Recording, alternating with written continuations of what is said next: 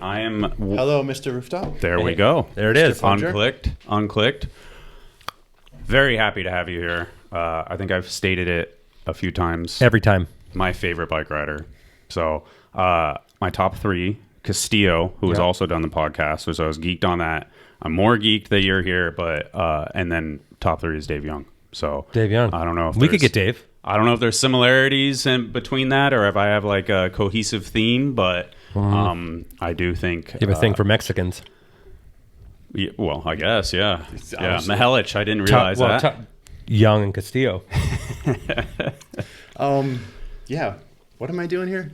You're going to talk for a very long time about stuff you probably talked about. And stuff you don't want to talk about. It's going to be some silence. It's good to see you, Taj. Very nice to see you. You probably, me and Taj, like, we were on teams together in the mid '90s. Mm-hmm. So it's for me and Taj, it's like a long time. And you don't realize that. I didn't realize how much you had to do with my childhood, like my becoming an adult and professional bike rider. Like, because it was sort of the first time I was on my own with a team, and you were not like, you weren't like my dad, but were like custodial a little bit on some of the trips, you know, because we did some big road trips, just me and you, and like I was a stupid 16-year-old, and you were probably a stupid 18-year-old. Yeah, now I feel like it's my fault that you're such an asshole. That's it. Actually, there is a story that now that I look back on it, and now that you've said that, it didn't work, but. We were I'm gonna make an early request. You need to get rid of that gum. Okay. I can hear it. I can hear it smacking in the speakers. Okay. Just put it on the Eames chair, whatever. I put it on my. We were going. I was. We were on a trip from Oklahoma, probably some Hoffman thing, to Michigan, and then we went to the Superdome, so Pennsylvania. But we were going through some drive-through. And the lady in the drive-thru wasn't probably the smartest person messing my order up, and I'd done it, and then I started sort of complaining about her, like, oh, stupid lady, and you like reprimanded me. You're like, shut the fuck up. I'm like, don't do that. This lady's trying as hard as she can. And I was like, oh God. But honestly, that changed a lot. I had exponentially more patient for people after that because Taj said not to do it. No. I think it's funny how stuff like that, he clearly doesn't remember that, but it can resonate with you. I've had a couple of moments like that over the years where you're like, this is an influential person and they kind of checked me, and you're like, okay, I understand now. And I was so young, I was trying to figure out how to operate in the world outside of just Southern California, you know? Yeah. And so it was you've always been like a good role model for me, I think, in some way, that, like, I don't know if you can call it a role model, but someone that wasn't aimed in the wrong direction that I could look at, Well, thank you. Yeah. Didn't work, clearly. But should we let's start at the beginning. I've always been curious about like the origin, like you're laughing. Because I told him, like, Fudger's going to want to start. He's going to say, yeah, we're going to start. Well, let's start at the beginning. Yeah. Taj. Yes. How do you have the name Taj? I've always been curious about where that came from. Hippie mom. Mm-hmm. The old story that maybe isn't true is her and my dad were sitting around trying to think of a name, and the options they came up with was Taj or Jesus with a small J, so I wouldn't be confused with the other Jesus. Yeah. And they picked Taj. They saw a drive-in movie with the blues singer Taj Mihelich, mm-hmm. who he's still around, actually, still playing. So I'm not named after the building. I'm named after the blues singer. Okay. And Mahal is kind of close enough that sounded cool. I guess so. Very cool. I can't believe your parents almost named you God. No, not the small J. The same thing. It's funny that's not Jesus, though. Yeah. See, you do have a thing for Mexicans. You didn't even know it. Yeah, true. That is true. When I remember the Albion interview. That one was like very, I feel like growing up with you as, a pro rider, I felt like I always had this vibe of like, softness, but then like the anger in the Albion interview really like kind of opened up so much insight into that for me. That was a heavy interview. For Yeah.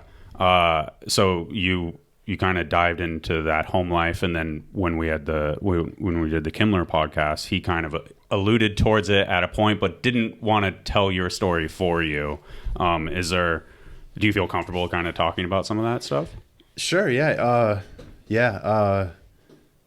I guess I had a bunch of different. Well, I never knew my real father, and then I had a stepdad who was just kind of a drunk and lasted a few years. And then I had another one who was not nice. You know, it kind of messed me up pretty good, just being a mean person, I guess. Mm-hmm.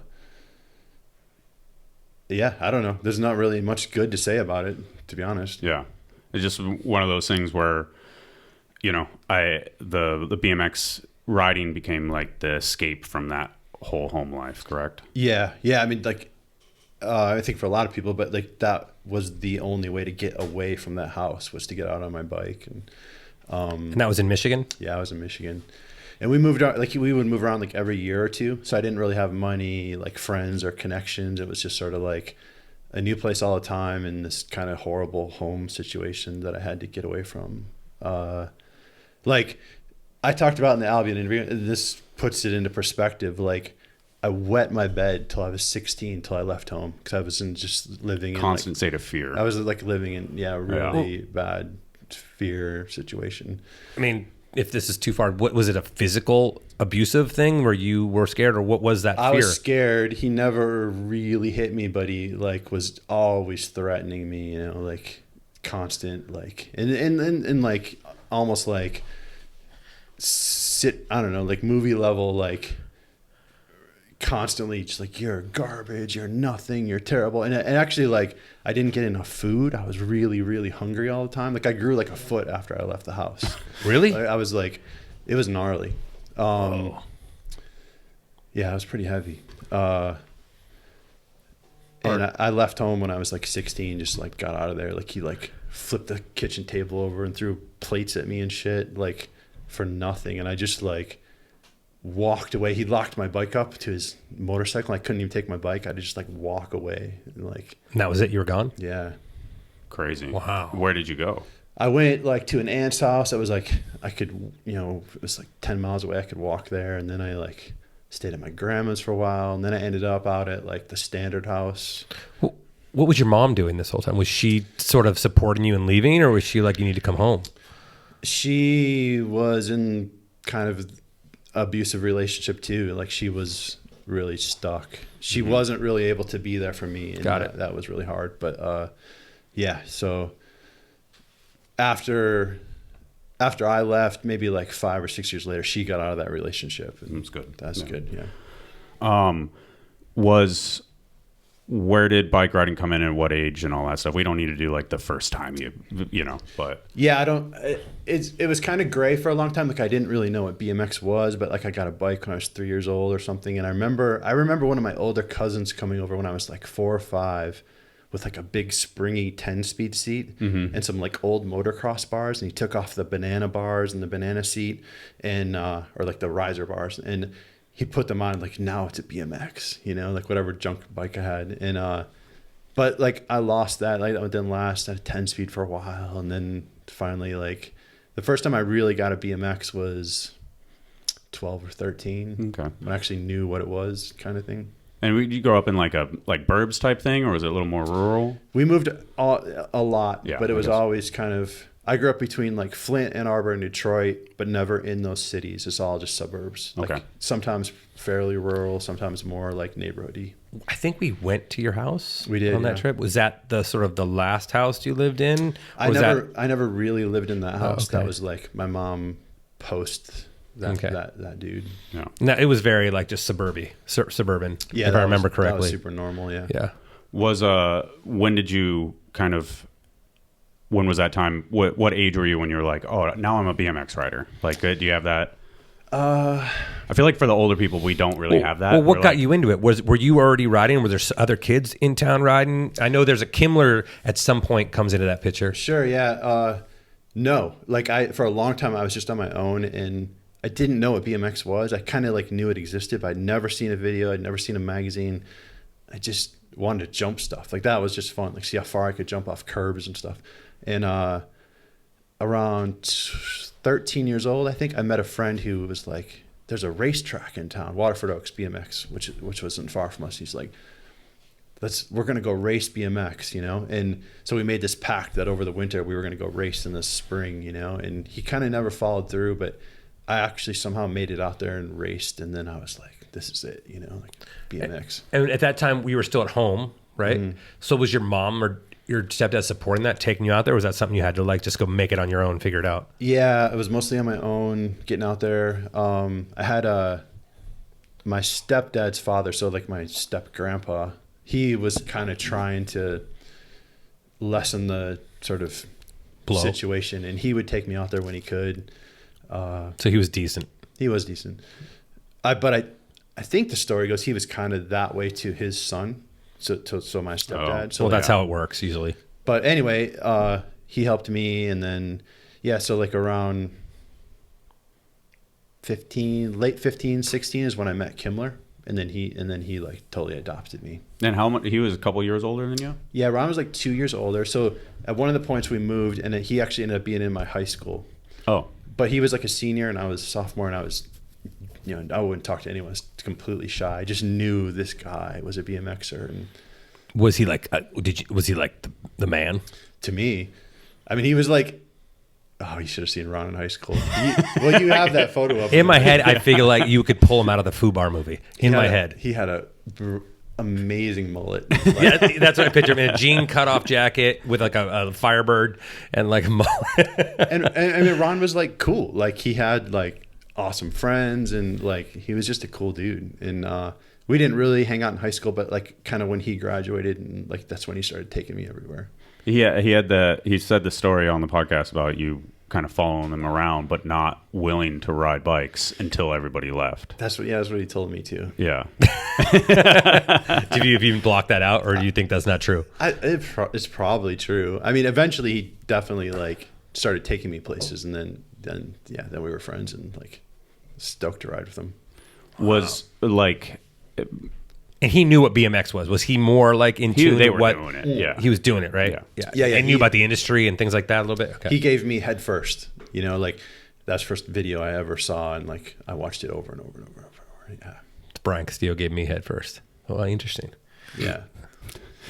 Not a bad first video. Yeah. Not like that's a hard first video to like get out of your head. Yeah, I mean, if you can block out the kind of skit stuff, the riding is unbelievable. Well, I guess in the early 90s, it wouldn't have felt bad to me. I was also, how old are you? 52 now. 52. So you're 4 years older than me, so I was still really young when that, so I was still 11 or 12 when I saw that. Yeah, formative when you're a kid, for sure. You remember, I'm already going to get some. No, you're good. Jamie Thomas, skateboarder. Who? Jamie Thomas, that guy. Jamie, you saying who? I'm joking. Yeah. He told me that he had a head first video, then he edited out all the skits, and he would watch it without the skits to get pumped when he like was filming. No way. Welcome to Hell. That's amazing. Yeah. While filming Welcome to Hell, which is way later. Mm-hmm. Wow. And then I gave him a bike, and he got all fucked up. Like he had a horrible crash on it. Yeah, I remember hearing something about that because obviously based in San Diego. So yeah, pretty funny. That's wild that I used to watch the Blind video to get hyped to go ride bikes. And Plan B, it's questionable. No skits though. Well, the Blind video did, but like I said, I was all about them. Speaking of skits, I still can remember, I can picture you. I walked outside the Hoffman warehouse into the back, and you're building the worst dirt jumps ever built. And like you're just but you're building these little bumps to shoot the skit for Monkey Boy. I don't know what you're talking about. And I've never seen someone's face so beaten and defeated and just so bummed out. And you were just like, I'm like, how's it going? It's like, oh, rooftop. I mean, I have to. Don't you? That doesn't exist. Stop. All right. I won't do it. I think we should watch it. I won't do it. Anybody else? Taj says no. We'll watch it on the next podcast. I may overlay it, but I know it's very. There's a couple of these over the years. I'm sure that I mean, is Rooftop proud of everything he put out? No, it's not that I'm proud of it, but it's just like it's just such a like a Well, let me explain it a little. a key point in your history. You know, you're like, this is ridiculous. I mean, it's kind of what led me to leave Hoffman. It was part of what left me to lead Hoffman Bikes. But like, it's Matt Hoffman. You know? Like he's the hero, and he's writing this movie. I traveled with him for a while, and he's writing this ridiculous movie. He's so pumped on it. Like, he's letting me read it on the planes. I'm like, oh my god, you know. And you got to be a part of it. You had to have like actually get chased by Monkey Boy or chase him. Is that correct? Yeah.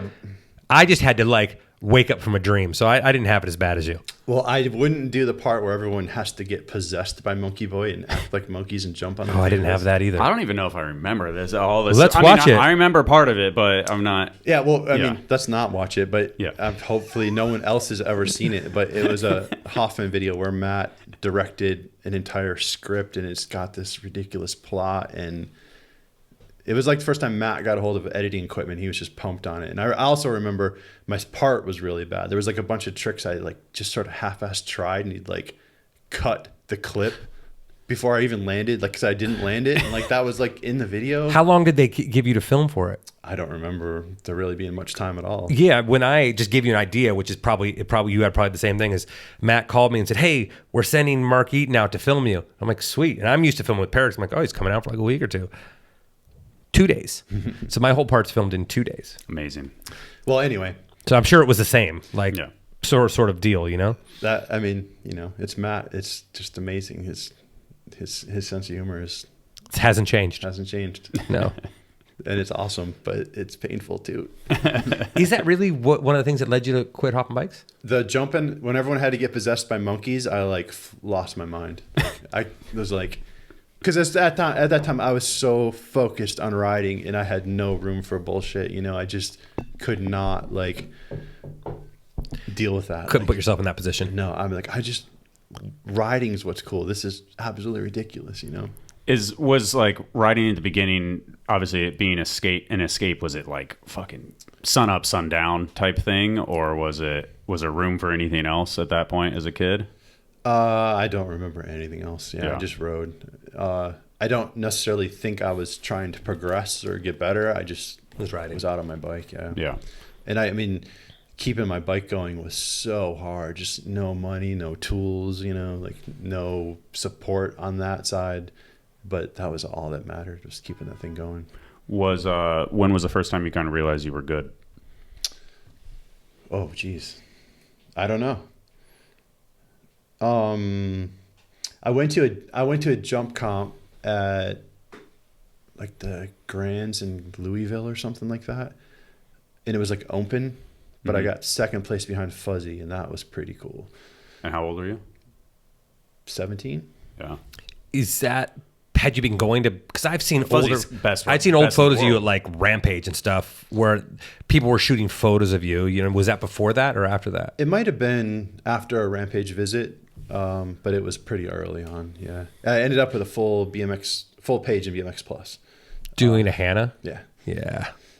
and that was actually really surprising because back then they were still making everyone have uniforms on, and I had 2 different sized and different colored water ski gloves that I found because I couldn't afford gloves. I had 2 different shoes on, 2 different pedals, 2 different tires. Like a legit Crew Jones. I was a train wreck. That was the first time. Well, I mean, you know, I did well in a contest and like won something and got a picture in a magazine. So Did that lead to anything at that moment? I think Albies like put me on the team, 5% off and a free T-shirt. And then they hooked me up with Airwalk as like a local rep sponsor, but I started getting free shoes. Sick. Yeah. I bet that was sick. That's how it started. Was like confidence wise and stuff like that, how did that stuff, like, I don't know, push you out of the home life and all that? Like, was there a relationship between riding and opening up and getting friends? And Absolutely. I mean, I can't thank BMX enough for that side of it. Like, I started meeting people who would support me and started having team managers who were like dads who would take care of me and friends who opened my eyes to the world. because I came out of childhood extremely isolated and extremely like, I don't know, I didn't have any concept of the world, or I mean, it was just black and white. Like either I like this person or I don't like this person. There was no room for gray area. And as soon as you start traveling, seeing the world, meeting people, seeing other cultures, it just continually opens your eyes. And I mean, getting to travel and do all that stuff, yeah, it brings confidence, and it brings like just people who change your view of the world. Yeah. Incredibly important, obviously, even just outside of the state. You know, like it does really make a big difference. So Albies is in there. What other influences, like as a kid, like around 16? I mean, obviously Kimmler, but like was there other And who'd you look up pros, to? magazines, videos? Like who'd you want to be? Like like who was on your wall where you're like, this is the guy? I mean, I got very limited input, but like BMX actions and I started to I never really got freestyling, unfortunately, so I never really saw those. But Fuzzy and Mad Dog jumping, I wanted to jump, especially when I was starting to race. Racing never really was that interesting to me. I didn't really care to try to win, but I wanted to hit jumps. Those guys doing tricks was amazing. Yeah, and then once I saw Head First, it was on. It's Hoffman, like all the creativity and stuff he made up that's what I wanted to do. And then as far as like what you had to ride, like were you making your own dirt jumps? Was there like how big is a dirt jump back then? Is it 10 foot? Is it? Yeah, no, I mean, it depended where I was. At one point I had a friend, like a neighborhood friend, and we had like a little box jump size dirt jump in his backyard, single jump. It was anything. It was ditches, curbs, whatever I could find to ride wherever I was until Kimmler came around. And then back then the nearest skate park was Scrap, which was like 6 hours away. So we'd go out there whenever we could, whenever he'd drive me. Kimmler kind of alluded that he wanted to beat your stepdad up at a point. Is that actually a thing? It was very much. I mean, I can remember him saying that to me, and it like really, I don't know, it kind of meant a lot. Like, I don't know. How cool. Yeah. Like, yeah. I think it was a situation where I like came out of the house like bawling, and just like, I'll go in there and kick his ass right now. And it was the first time I'd ever seen anyone even consider threatening this dude. Because in my world, he just ruled every aspect of everyone's lives. Did that make you feel like what you were doing to the people you were was empowering a bit? Like if they can do it, like if there's more, the world's bigger than this guy. Yeah, I don't think I got there quite that quickly, but it was cool to have someone like willing to stand up for me. Yeah. It sucks, dude. It sucks to hear that. Like, yeah, I mean, there's no way around it. It messed me up for a long time. I mean, he's gone now. Yeah. I don't feel like he's really messing me up anymore, but it was hard. Yeah. Yeah. Is your mom still alive? No, she went like last year. Oh, my condolences. Yeah. Were you guys able to repair that over the years, or? To a degree. I think she just never wanted to deal with it, and I guess I never did either. But makes sense. I was never really home much after that. But I mean, it wasn't bad between us. Just never really got. Where it should be addressed. Yeah, it was pretty hard. Yeah. So. When you said you moved out, you moved to your grandparents and your aunts. When did you leave for good? Sort of on your journey to where you are now, I think around 18, I ended up in Iowa. Davenport with Standard guys. Stayed there for a month or two, and then. When you were living there? Yeah. What'd you do for work there? I worked in a strip club. That's what I hear. Not what I would have. Yeah. Not on my Taj bingo card. This place was amazing. It was across. So it was on the Mississippi in Davenport, and Davenport was pretty grim back then. And I was looking for a job while I was at Rampage, just something to get food. And as a joke, I applied there because I was so shy. I figured everyone would get a laugh. But that's the only place I got hired. I was a cook, and they had hamburgers, and I was a vegetarian. I'd never cooked a hamburger. I don't know how to cook it. It's getting better. Great story. No, wait. Tosh worked at a strip club making hamburgers. I haven't told you how grim this place is. This place is across the street from a Purina dog chow plant. So all the clientele, I worked their lunch shift, and the clientele was people in blue jumpsuits covered in dog food coming over. And that was like who I fed. And I mean, I was 17, 18 years old in a strip club, and it was not cool. Like there was never a moment where I was like, this is the It life. must have been a pretty gnarly strip club. it was not good. It could, to be It's in Davenport anyways, and then. to be 18 and not be pumped to have naked women around was like, anyway. The funny story is, I'm cooking the burgers, cool, got it down, and then they added chicken burgers, and I'm like, I don't know how to cook this. They're like, just cook it like the hamburgers, pink in the middle. Yeah. So that's how I was serving them in the dark strip club to all these people. Did this for a couple weeks, and then the Mississippi flooded, the building flooded, and that's about when I took off and left Rampage. So I don't know what happened, but hopefully I didn't hurt anybody. Pink in the middle. That's amazing. That is amazing. So strip club so wait, so you'd ride during the day, hang out with naked chicks at night? No, I was working in the lunch shift. Oh, it must have been really good crowd then. yeah. It's hot. Nothing better than the lunch shift. The lunch shift. You're boring him. What? So did you ride for Standard at this point, or you were just living there? Yeah, I guess I rode for Standard. How'd that happen? I guess I rode for Standard. Do you remember? Did Rick ask you? Did it after a contest, or is it because you've been coming down to the contest? Yeah, it was like, so Kimmler and Mark Murphy were the first two sponsored riders. Is this the bowling alley? Yep. Okay. And then they asked me to be on. I remember Rick saying they all thought I rode for S&M, but I didn't. I just had an S&M bike. And so they didn't ask me or something. I don't know. Anyway, they asked me, but I never actually had a Standard. And it, wasn't really, nothing really happened. It was the early days, so there was no money and didn't really pay for anything. What years were those? Because that was after Roger's Garage. Yep. But you had some clips in that. I had some clips in Roger's Garage. During the content, like during the montage part, right? Like you didn't have a part. No, so it was like you had stuff during like a contest jam or something. So this is like 92-ish. And then I remember you had a standard video part to a Pixies song at some point. No, that was A Few Good Men. That was Few Good Men. That was before props. That was like props Yeah, before props. that was Few Good Men. Yeah. Oh my God, why did I think that was a standard part?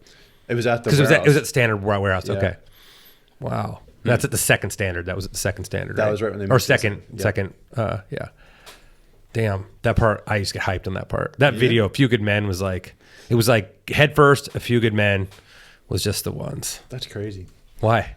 Because I'm in it. I mean, Well, because back then there weren't that many videos, right? And you only got a few. I'd got head first. I had bought in Roger's Garage, and then A Few Good Men. But A Few Good Men was like one of the first videos. Because like the video that I will, to my dying day, say is the most progressive and most important video in BMX is trash. As far as like, if you think whatever you think you're doing on street, it's done in trash. A version of it's done in trash. But like A Few Good Men had Lucky doing that rail, the Forever rail, and it had like Posh back then. That's all you heard about, and like Joe's part and like your part, and it was. I felt like it was sort of. It was a group of people doing something very similar to what me and Brian were doing. So it resonated with me, and the music was good. And it was also at the same time. Who made that? It was so different. Was it Rye? yeah, Ryan Marco. Yeah. It was such a different, because East Coast to like Damn, I cannot Northeast find this. or the Northeast to like the Southwest was such a different feel that everything you guys were doing felt like an unfamiliar planet, but very familiar in what you guys you could see, Yeah, that's cool. It was awesome.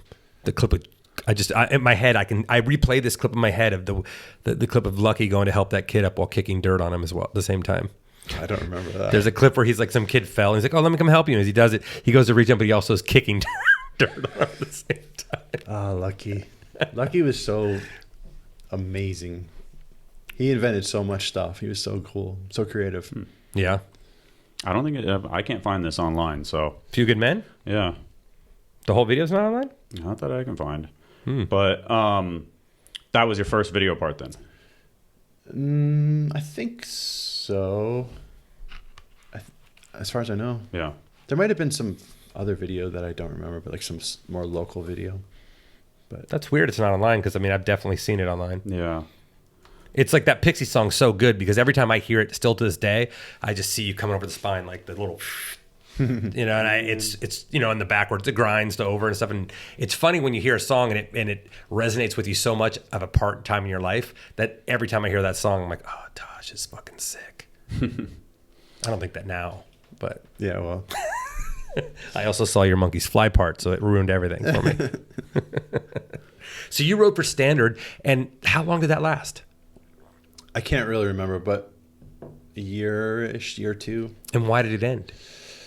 I don't know. I mean, Rick was hard to get along with, and I kind of just got fed up and split.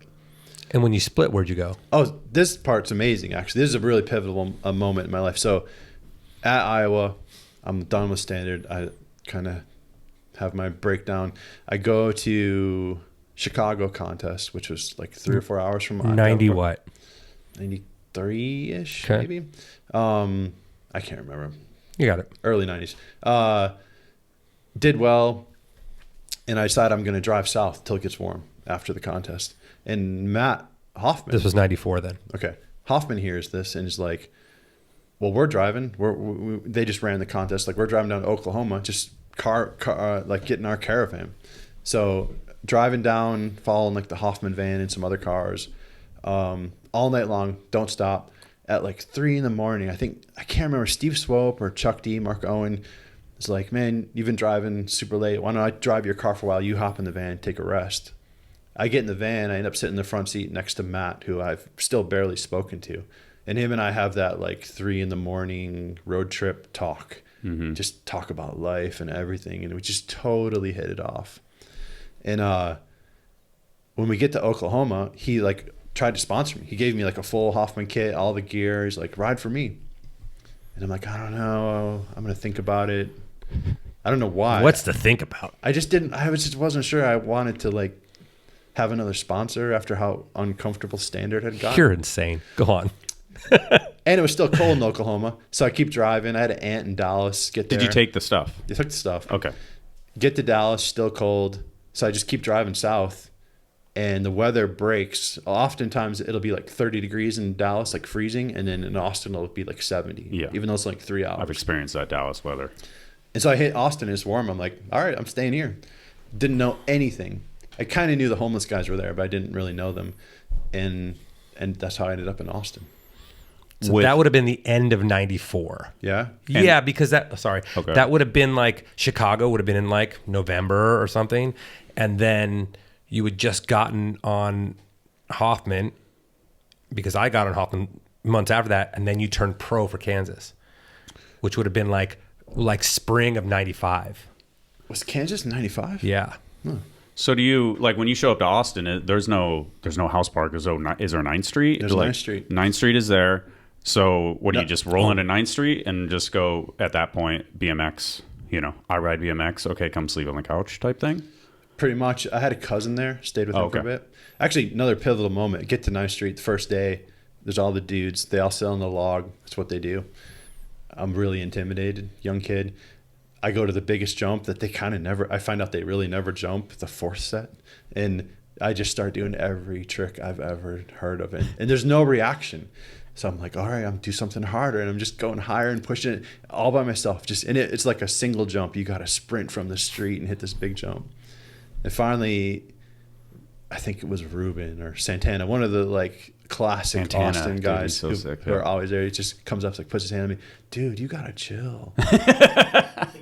It changed my life because it was the Austin like way. Yeah. Like you ride because you like it, not because you're trying to prove something. And coming from the Midwest, there was a bit of like, you got to prove something. Well, I feel like also that was the way you found acceptance too. Well, like, hey, I'm really good. Like, I can ride bikes, and then people come up and talk to me. Yeah, that's fair enough. Yeah, I feel like that's like, you're like, I need to make friends. Like, show them that I can ride bikes. Like that type of. Well, those dudes were good to me. They brought me down, and I mean, that particular moment, that first day at 9th Street, totally made me, for the rest of my riding career, make sure I enjoy it. I was not going to do it to try to like outdo someone or prove something. From that point on, like it really changed something. That's cool. Similar to your story at the very beginning. Just like something that he probably doesn't even remember. Like, hey, chill out, man. And then it resonates with you for a long time. That's cool. Yeah. What was Austin like at that time? Obviously, you spent a lot of time there over the years. I think you go back to Pennsylvania eventually, but yeah. What was Austin like at that time? Austin was amazing. Back then, it was still so empty, and like you could ride. Well, I guess you can ride campus now, but you could ride the entire campus like a skate park. University of Texas. Mm-hmm. There was 9th Street. There was jumps in town. It was just, and it was warm. You know, there's no winter. It was amazing. You must not have taken that, unless I got the time wrong. Because that would have been when you met all the homeless dudes, right?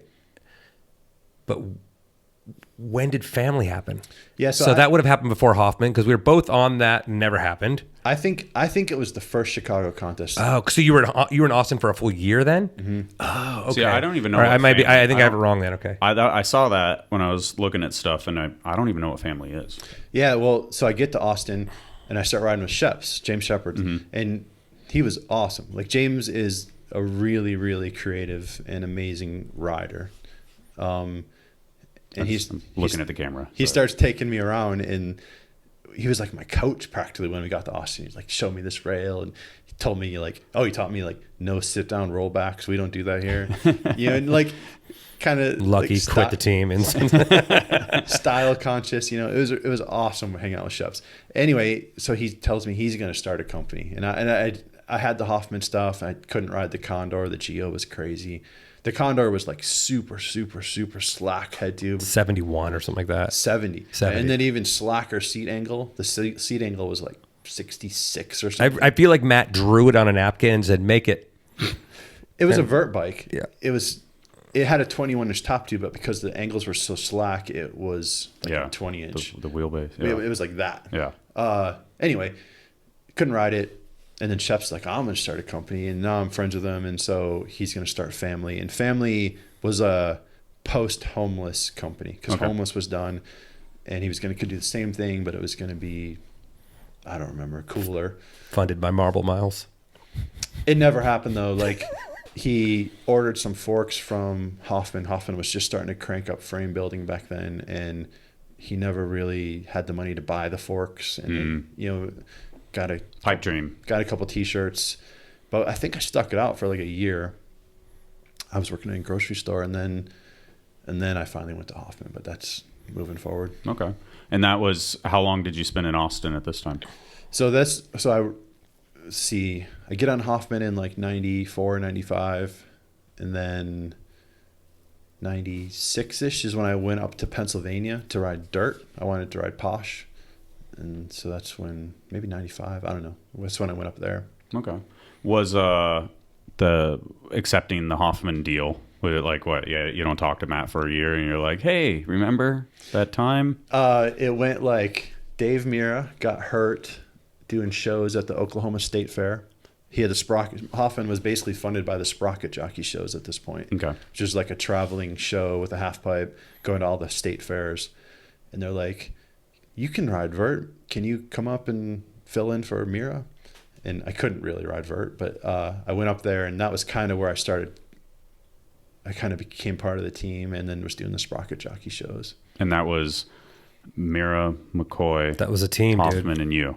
Yeah, I think Thorne was there. I think, yeah, and then McCoy probably here and there, right? McCoy was definitely there because the very first day I showed up, this was, I guess kind of similar to now. I was wearing double XL T-shirts and super baggy clothes, and Dennis, I get there 15 minutes before a show. It's like, Dennis Jones out. Like, you got to get dressed. We're starting the show right away. All we have is this like small shirt. Like it was like a bare midriff shirt from me, and I was mortified because I only wore baggy clothes and I had to run the show, and of course they were just messing with me. He also told me like, you have to do a hard trick, and I mean I've hardly ridden Vert, and I don't know. So the show's only Vert. No, there was a box jump. Okay, the box jump. Okay, but you have to do a hard trick on Vert. And so he made me do an abubica. That was my... And the vert ramp's terrifying because it's on a trailer, so it's 4 feet off the ground on each side with no railings, and it's only, 16 feet wide, maybe? I don't know. 14 feet wide? But doing a abubica on vert, like, cold was... pretty awesome. What was your odds? You're like 1 in 10? Yeah. I landed on my wheels. I don't remember if I pulled it, but like once you hit your wheels, you're like kind of safe. And you're in the midriff. Oh yeah. Amazing. How many years did you, or how long did you do Sprocket Judges? How many shows do you think you did? Not that long actually. I did like kind of a summer, and I started to another, and then I realized I really didn't like it. It was turning riding into a job. There was days where I just didn't want to. My the box had a wedge landing, and my ankles hurt, and I had to do it because you had to do it. Yeah. That's the way things were back then. And it was like, what I really remember specifically is, once we got rolling, my hard trick was I could do a tail whip. I was one of the few people who was doing tail whips. Downside too, right? Well, no, this is on the box jump. Okay, right. Tail whip to pedal, right? That was like my groundbreaking thing. And for the people watching, that means as opposed to landing on the top tube, Yeah, not yeah, the cranks not- these not a- days. And your tail whips look wild because your feet placement, right? Your other foot's forward. Is that correct? or everyone else's look wild. I don't know. No, but yours. Yeah, but so I could do them one way where I would pull them every time, my show way, and they felt so lame. I just felt like a robot. I felt like I was just going through the motions. And I started doing that because I didn't want to fall every show. Because if I did them the way that felt cool, I fell half the time, and it hurt, and I'd be bruised. I didn't want to ride. And then all of a sudden I realized, like, I'm not going to do this. Like, I'm going to ride because it feels good, not because I can mechanically do this trick. And so I just stopped doing shows. Like, that was my income, and I just quit because it was ruining riding for me. Like, I was starting to ride like a robot. Yeah. And so how long did that last? I don't know, like kind of a summer, and then A summer, okay. maybe a little bit. I mean, you were hanging out. Well, I guess Mira wasn't there at all, or did he come back eventually? I don't think I got to do many shows with Mira. I did. Okay. Miron came on eventually. Yeah. So at some point he got hit by a car, and then that sort of ended all of it, right? Oh, that was quite a bit. Oh, that was later. Yeah, okay. I don't remember exactly. So you're hanging out with Hoffman and McCoy the entire time, and then Miron is in and out, or who else is there? Is it just three at once? Kevin Robinson, okay, Thorne. Rick Thorne. Oh wow. Chuck D. Swope here and there. He wasn't around that much on the shows, but he was always at the office and stuff. And at what point so you're also going to the BS contest while this is happening? Yeah, right. A few times a year. I want to stay on Sprockets a little bit more. Well, I'm just at the Vert part of it. When did that sort of? Did you like riding Vert? 'Cause sometimes you start riding Vert shows. I mean, contests. Yeah. I mean, Vert was amazing. Yeah, like spend a little while on the ramp with Hoffman, and you'll get better at it for sure. Or not make it out. Yeah. Yeah. I mean, he Matt, he's just so amazing. Like, we would be doing a show at 9 a.m, and there was 2 people in the crowd, and I'm tired and I don't really want to push it. And he's absolutely maxing out every single thing he does. And it makes you step up. You're like so inspired. Like, you're right. It's not about who's here. It's about pushing yourself. And this episode of Unclicked is brought to you by SourceBMX.com, the world's largest BMX store, and not just in mass and orders and parts delivered across the world, but in actual size. I shot this walkthrough of the Source Park at Battle of Hastings last year, just to show the sheer size of the park. They have the street plaza over there. They have the common area with the food and the drinks. They got the bike shop, and then they have the Source Park that everybody knows and loves. Obviously, SourceBMX.com. They got the team. They drop regular videos on YouTube. They sponsor this show. We love and appreciate everything that the Source does. So if you don't have a local shop to you, hit up the next best thing, SourceBMX.com. and refresh that bike. Yeah, Vert starts to. Vert is amazing when you start to get it, and it kind of feels like you're in the air longer than you're on the ground, and when it starts to work. And I had a brief period where it kind of worked for me. Yeah, I mean, you were going 10 plus here and there. Yeah, yeah, and then you were first person to really do downside whips, like above coping. Before they were kind of like that alley-oop boomerang type look, where Jay would do. Yeah, once I can remember learning those at a show. Like in between shows, I'd just go out there and practice them. And that was so cool to figure out. Like I just thought it could work, and kind of bit by bit pieced that trick together. That was a really cool. And I remember at the 95 Florida contest at the Stonehenge, and that was the first time we'd all seen it outside of the shows. And I remember you did one on Vert, and everyone just couldn't believe it. It was just like, what is happening? No one had seen a downside whip like that, and just see you come in and just straight down in. And I remember you'd hang a couple of them, and then you got one, and the place went nuts. That kind of changed. There's a clip of you. Oh, poor Mike. What do you mean, poor me? Worked out for me. Hitting your head on the ramp. I'm here now. I broke my bike. I had to do it on Stuart King's bike. I remember that. Why are we still watching this, guys? I don't know. I don't know how long it went. Is this it? Yeah, I actually, someone sent me this not long ago. It's on here. Just for some visuals. Who was that? Jimmy Walker. Jimmy Walker. It's Osato, and it's Osato's birthday today. Happy birthday, Dave Osato. Is that Pat Miller? So I was gonna ask, like, how did you mesh with that crew? You know, like McCoy is nonstop. Hoffman is quirky, but very, very nice. Young Jay, I don't know what he was like, if he was intense all the time or chill. Oh, I forgot a really important step with Jay, actually. Yeah. Jay was another, sorry to backtrack too much, but another time when I was still in Michigan, right before I went to Rampage, actually, Volker, GT was in town doing shows, or in the area, and Volker got hurt. And Jay called Albie. He's like, I need someone to fill in for Volker for like 3 or 4 shows. And they brought me on, and that was the first time I met Jay, and we like did, I think, a week of shows together. For GT? For GT. Oh. They gave me a bike, and I broke it in 2 hours, and I warrantied it at Albie's and got an S&M and put GT stickers on it. But my gosh, Jay was amazing. Like this has to be 91, 92. Jay did 360 whips. He, in the mall that was like near my house as a kid, we had a spine that we dragged in there, slippery mall floors. Jay did the very first backflip over a spine. In a mall show. Yeah. And then he also did the Flatland show, but like it was insane. Amazing. And I mean, I was a kid, I was just white zombie in every single jump I did.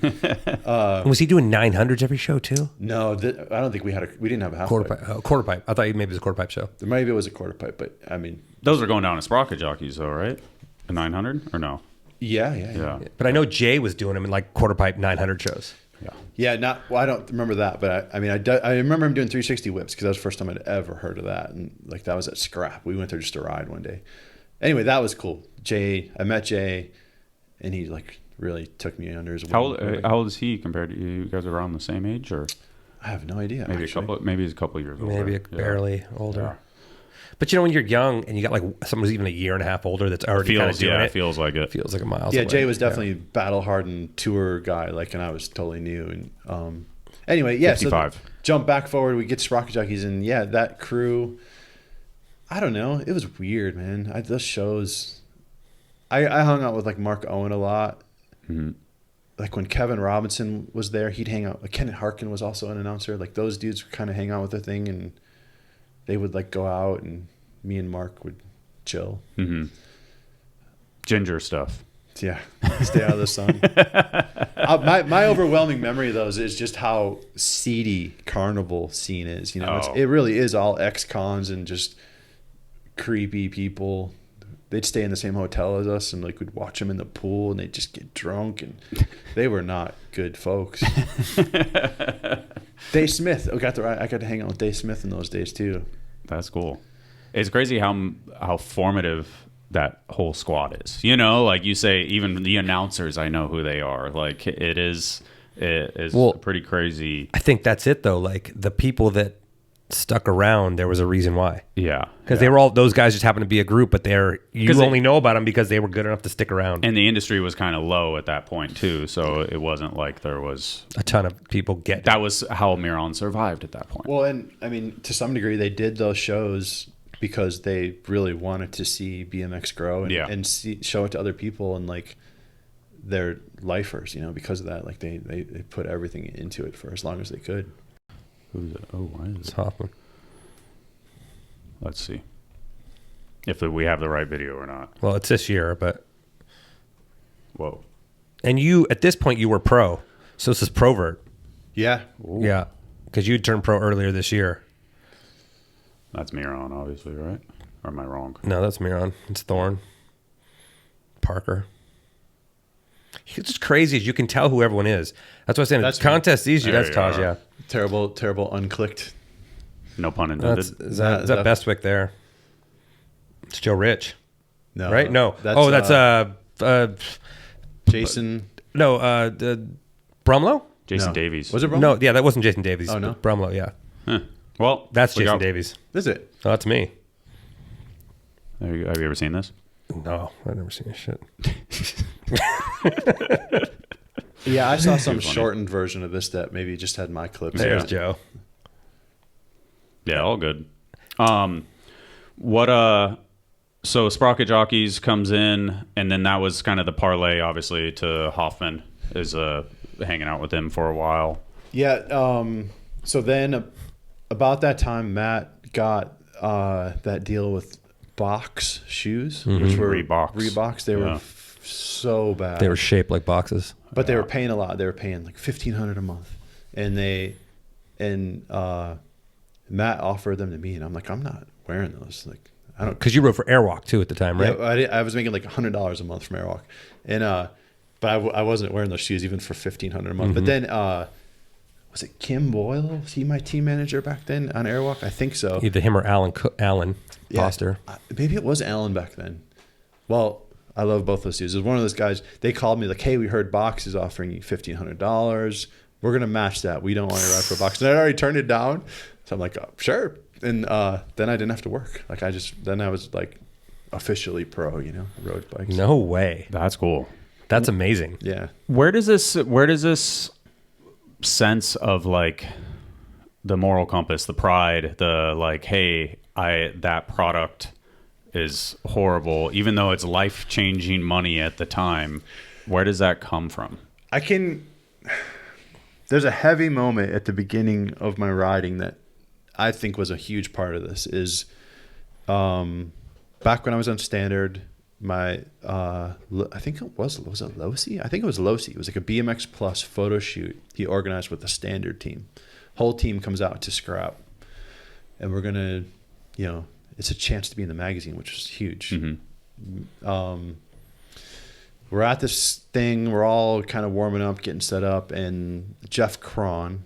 That's when he broke his neck. Mm-hmm. So Jeff Cron So was. Losi was there. Is it for Scrap? I Yeah. think it was Losi. He was there because he told me, I showed him photos. Like, that's the night Jeff Cron got hurt. He was there shooting photos. Yeah. So Jeff was like, standard back then was like me and Lucky and Joe and Frymuth and a lot of people Killers. who did Yeah. become Yeah. pros, Kimmler.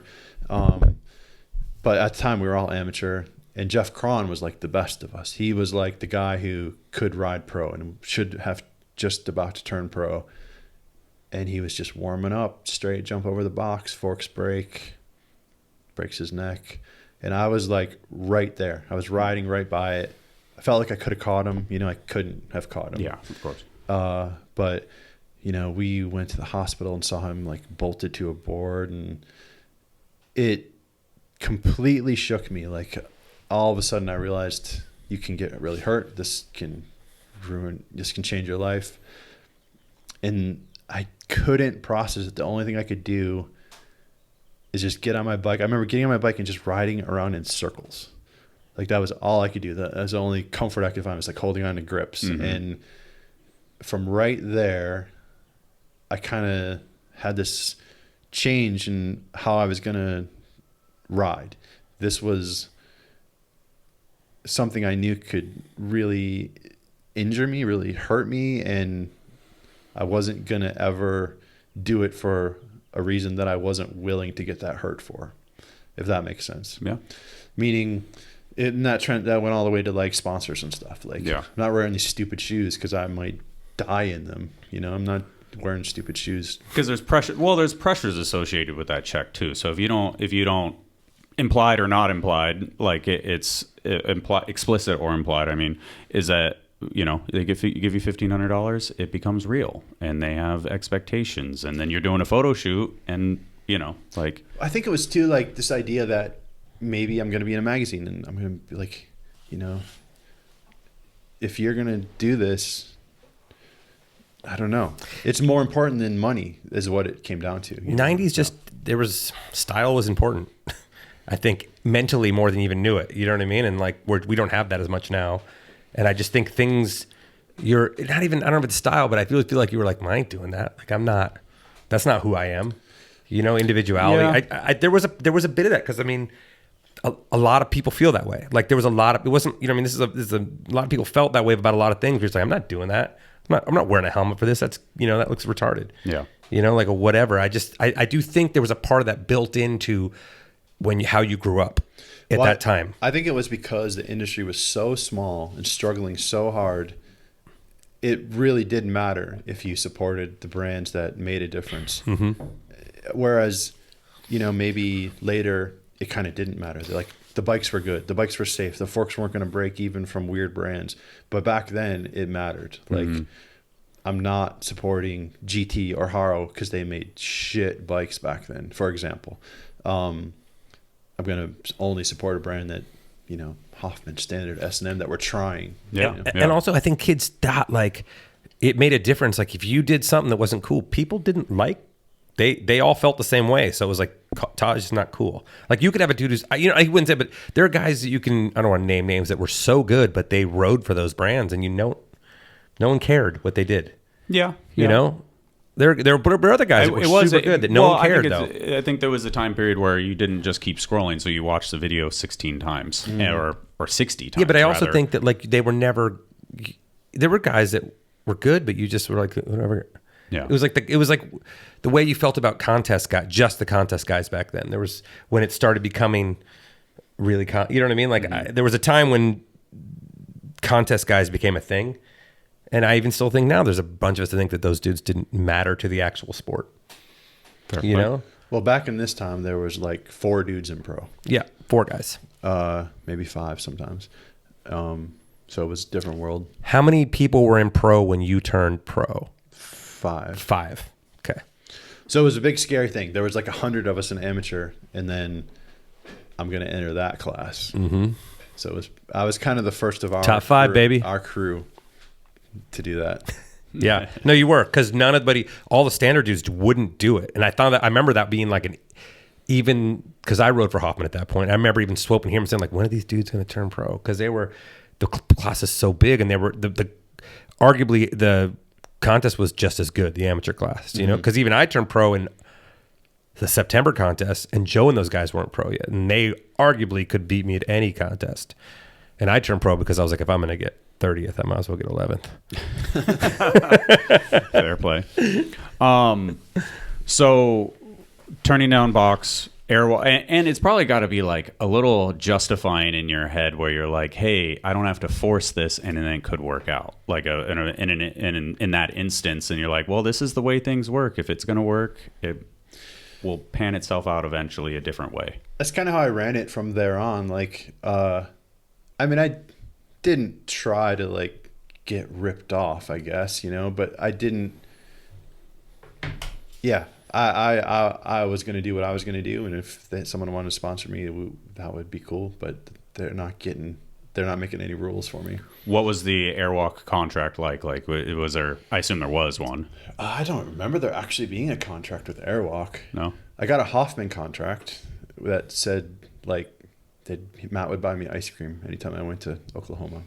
I still have that. $100 a month or something like that. I'll take it. I'll put that on the wall. That would be amazing. I would definitely take that.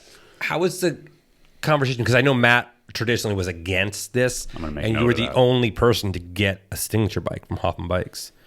Yeah, so I came on and I told him, I'll ride for you, but I can't ride this crazy Condor. It's too weird. And Standard was going to make a Taj model. And I'm like, I was going to get a bike. And he's like, well, we'll make you one. And that was right when they were like making bikes in Oklahoma. And he was against giving people signature bikes. Why was that? I don't know, but I remember it being like a thing, like we don't do it. And then Taj got it. And then like, that's why it's the Debo and not like the Butcher or the Rooftop because he wasn't doing it ever again. And then, but he did the days, he did the Big Daddy. Big Daddy, but that was not even Kevin Jones. It was called the Big Daddy. Like there was an issue there, if I remember right, about just never wanting to do it. He didn't have an issue when I was there. Maybe I ruined it. Yeah, maybe you ruined it. Yeah, that was pretty cool. They made me a bike.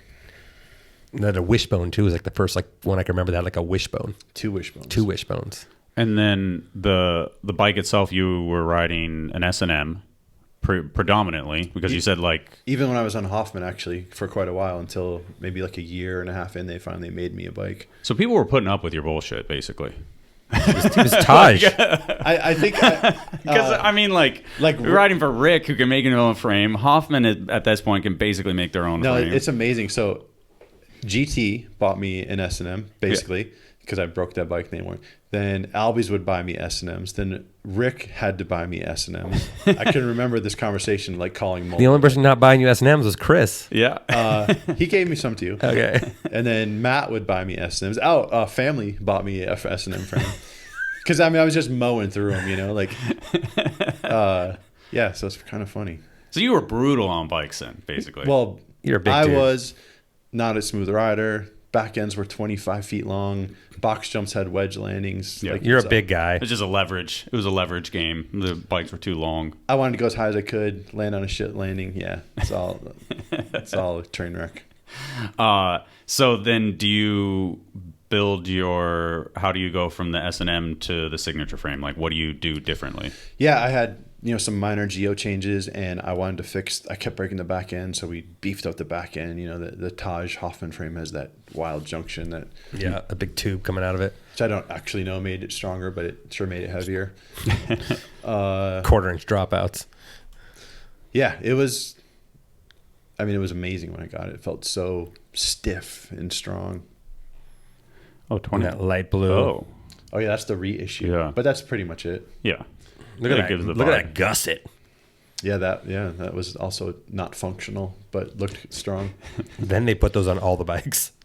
Yeah, so that obviously that's the reissue because it's got a mid BB, but that's basically the idea. There you go. Double wishbone. Received well by the BMX masses. I guess so. I don't know. Yeah. Yeah. Yeah, because there wasn't that many signature bikes either back then, so it was like one of them got it. It was like you only had signature bikes of like the heaviest hitters, or like these GTs or Haros. So, yeah, I remember it being a big deal. Is this a reissue?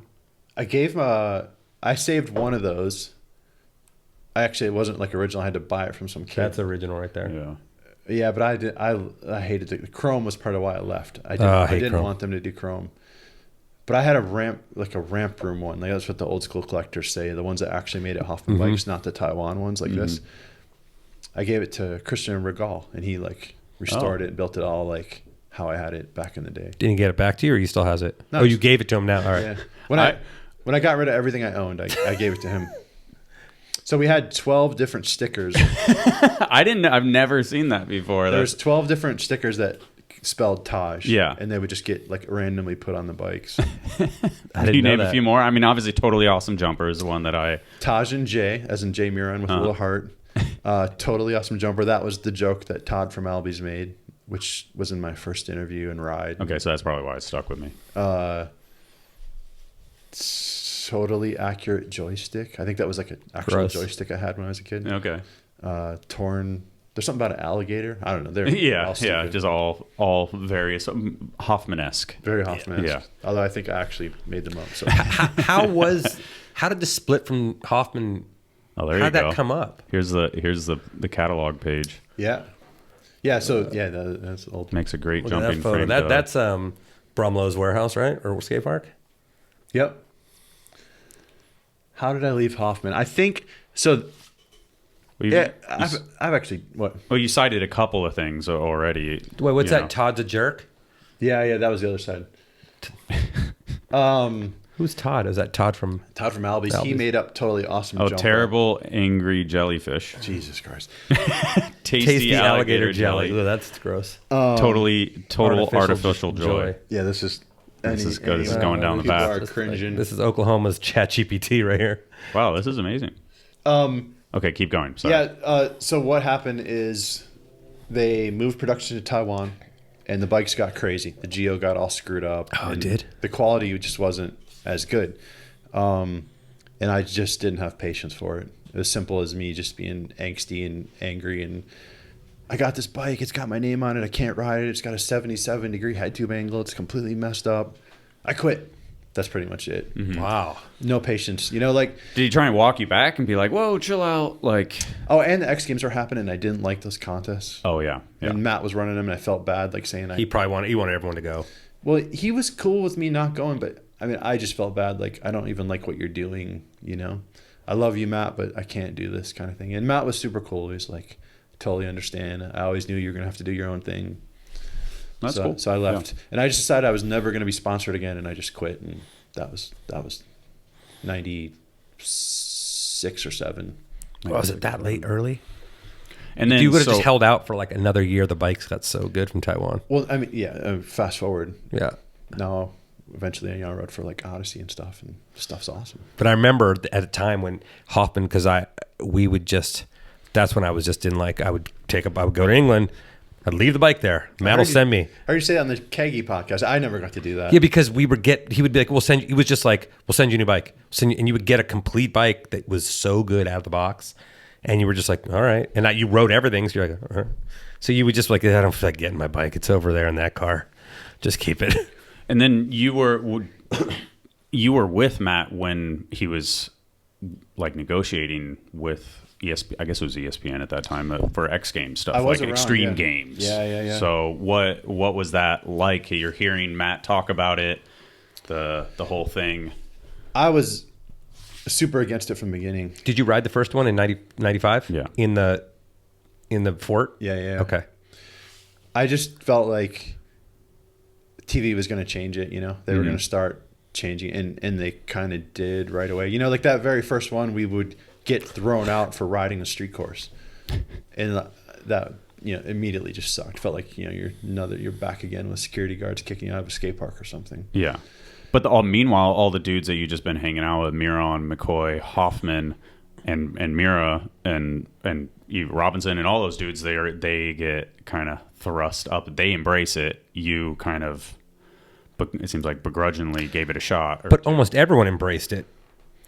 In that, even from the old standard, anybody you had kind of been... Jay was not pumped on it either, but he just knew it was business. I got to do it. You know, this is the future. This is what's happening. But yeah, I mean, I just didn't like them. I felt like it was, you know what it was? It was all of a sudden people wanted to win. Before that, people didn't care about winning contests. They just wanted to ride awesome. But these things, there was a little bit of money. There was prestige. You're on TV. People wanted to win. And then once people started wanting to win, they weren't riding for themselves. They were now riding for what they thought the judges wanted to see. In your head, or you think for real? I think for real. Like, okay. I mean, people were definitely... Actually, that first X Games, I was like winning the comp, and they took every run counted for dirt jump.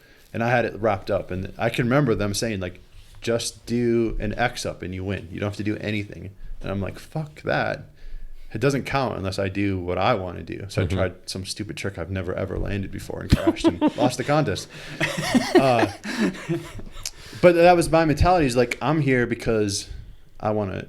I mean, it's exciting to ride in front of people in a crowd and get cheered on, but I want to push it. I don't want to try to beat the guy next to me. Like, that's not what I'm here for. Mm-hmm. And when I'm start trying to contrive my runs to fit what I know the judges are going to score well, that has nothing to do with what I'm here to do on a bike. So that's what I didn't like about it, and that you know, grew and grew and grew as the contest got bigger. Yeah. What's your take on that? Because I feel like you share the same mentality in a lot of ways, but well, I was a little younger.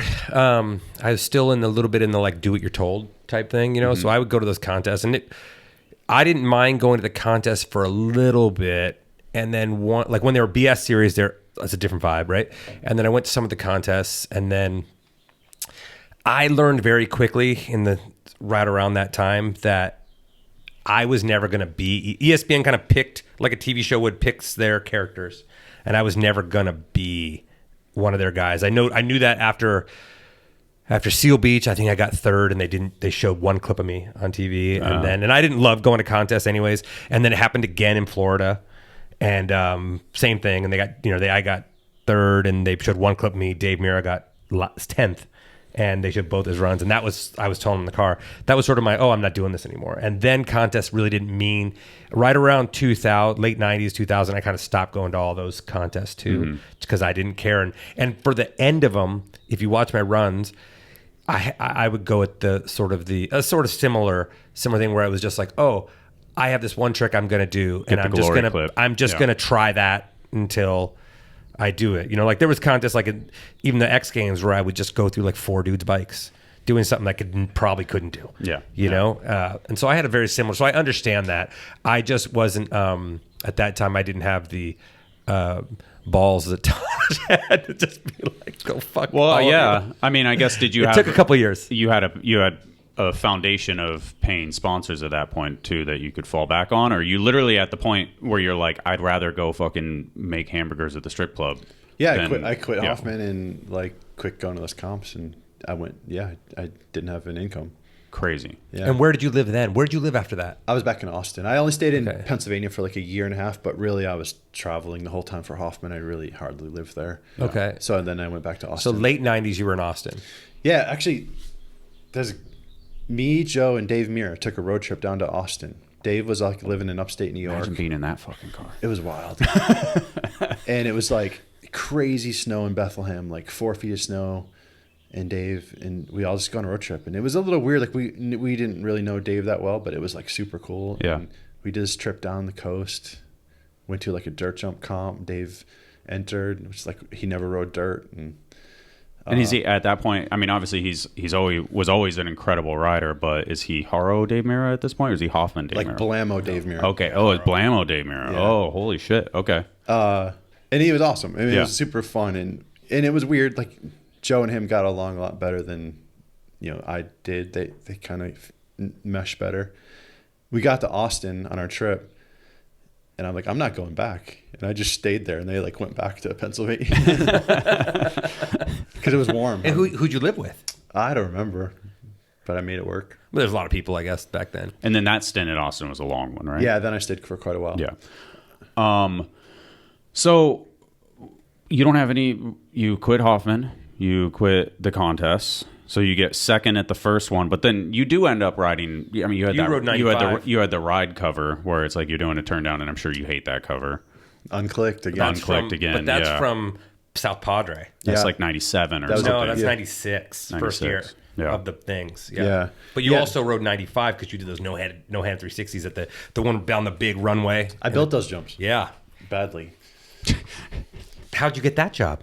I have no idea. Matt was just like, you're not going to ride in them. You're going to build it. I know how it was. I told Matt, like, we need to have, because it was a single jump at the first one, rolling, lose all your speed, coast for a while, and then you start pedaling. Said cover, just for reference. Yeah. So I'll get it. It's gone. Don't look at it anymore. I asked you to ride for Etnies at that contest. Did you? Yeah.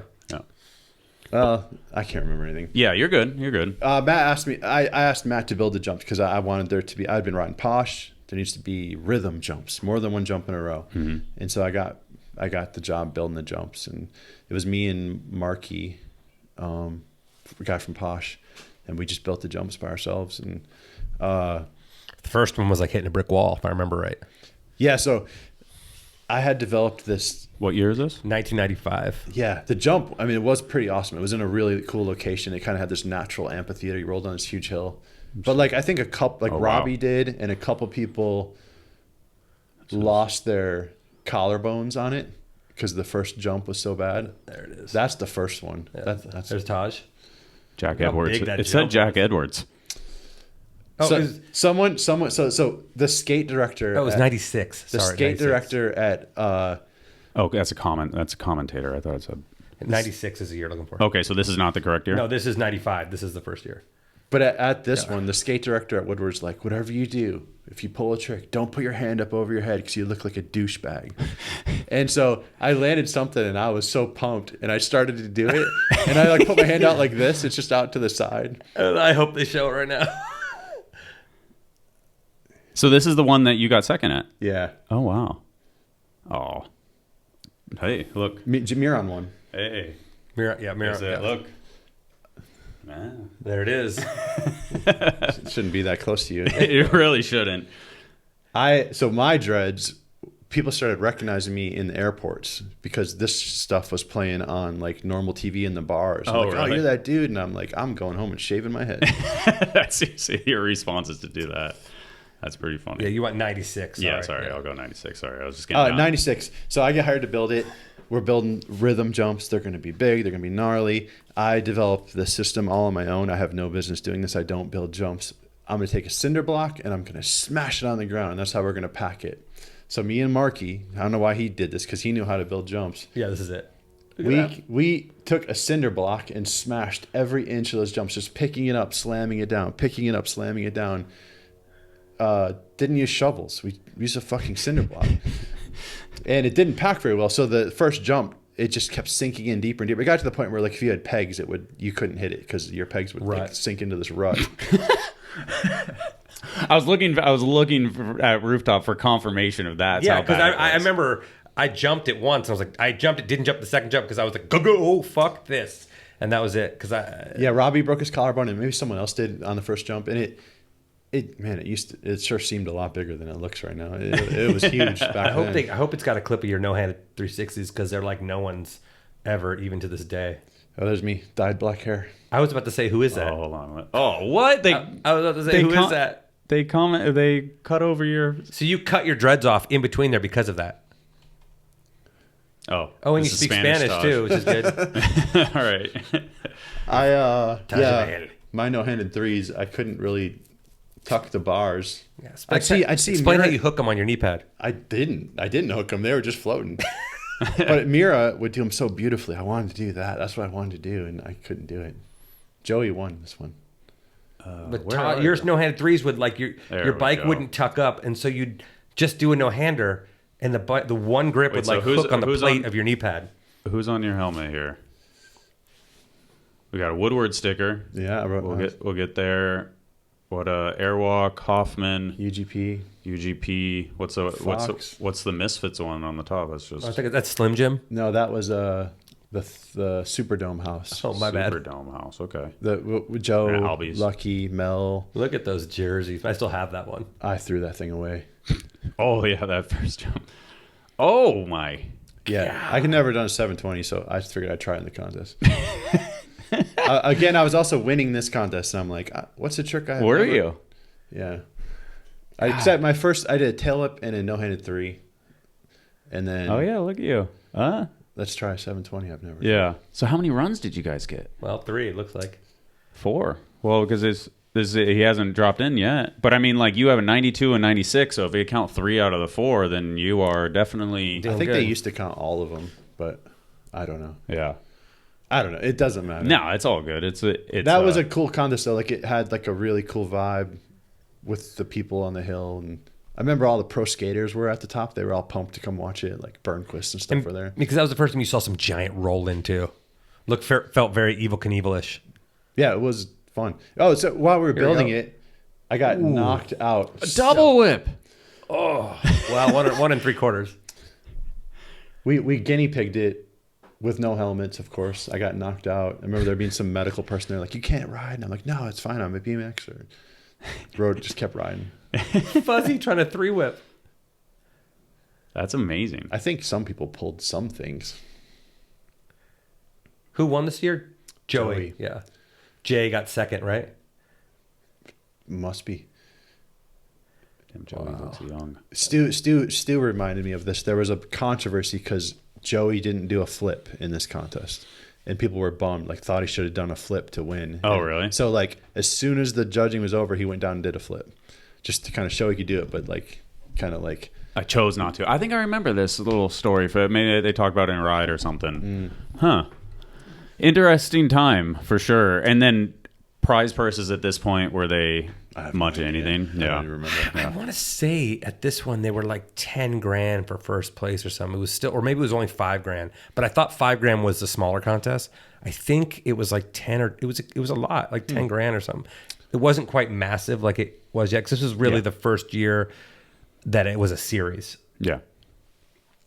Very interesting. You know, like I remember catching this at like Jeez, 9 o'clock at night or something on TV. You know, Jody, but- 15th place, and look at that face. yeah, he's Rough, he's man. puckered. Let's do him a favor. Oh no, but it doesn't change.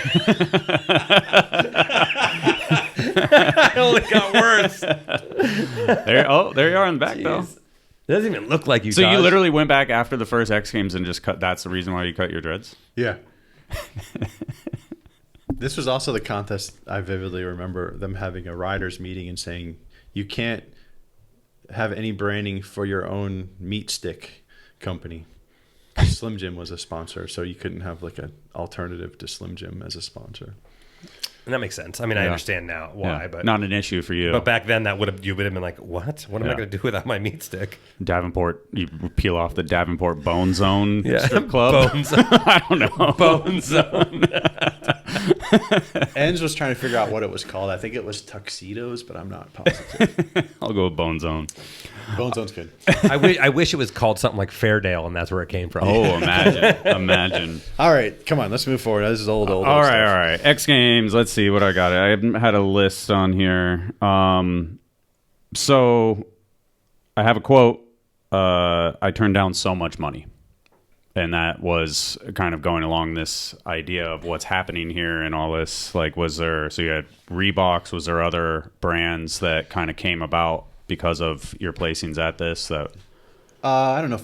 There was definitely offers because of the stuff that I didn't want to do. you Yeah. know? Like there would be offers where they basically would be like, we want you to go compete in these contests and we'll pay you this much. And I'm like, I don't want to. I'm not doing it. Yeah. Or I'm not doing it if you tell me I have to go to these contests, kind of thing. Because I really didn't like them. Were there any brands that you remember that asked you to ride for them that you just said no to? I can't really remember now. Not there's right got to now. be some. Yeah, well, they'll pop up over the time period. So now you're not going to contests. You're I like contests. I just don't like these those. contests. Yeah. But you're not doing these things. But at the time, these were the ones. So now is when me and Joe are sitting around Got and it. starting to talk about. Well, actually, I think Joe leaves Standard too, coincidentally. Everyone had that mass leaving. Yeah, Right. and then we're both like, "This is stupid. Like, let's just not ride for anybody. It just ruins everything. All this does. stupid politics." It does. So, but we sit around and then, but I buy another S&M, and it's still not the bike I want, and I want the bike I want. So we start talking about maybe we could make it, and then this is kind of where T1 starts popping up, like 97ish, and 98 is when T1 officially started. Okay. Where did that name come from? I did a UGP shirt, and it was a drawing. It was like a full color drawing of a whole bunch of animals Remember it? burning a human on a cross. And on the back is a little cartoon. It's a little rabbit, one of my little rabbits, explaining that there's only one species that, causes war and pollution. And it's these humans, the terrible one. Mm-hmm. That's where that name comes. That was on that UGP shirt. And then we took that name. Oh, interesting. And then, T1 is obviously just an easier way to shorten it. Very cool. Road Fools. There's so much. Like there's Road Fools. There's I would try to look up when was Thunderdome. Like when did that happen? When did he live in Seattle and he had a 2000. part? Those are all way later. Yeah, way later, Yeah. right? Okay, so But- because that's like for Etnies time period and stuff. Road Fools is 98. Yeah, No, but right about then, you were going to England then too, right? Doing the backyard jams. Chasm. I went way Slightly earlier, right? Yeah, like first time I went over there, Hoffman sent me alone. In 93 or 4. Something like that. Got it. 95 maybe. Yeah, we were talking about this maybe earlier, but like, no phone. Just some dude named Ian's going to meet you there. Landed Heathrow and What does he look like? I don't know. yeah. And they knew, Taj, and that was awesome, man. Took me in. Those are the best days ever. Because he's right. You'd be like, hey, you're all going to England. Yeah. And then, like you said, someone would just be there to pick you up, and then they'd drive you a couple hours, and then you would just go to the warehouse, and you'd sit around all day, ride their ramps, and it was wild. And you didn't know what was going on.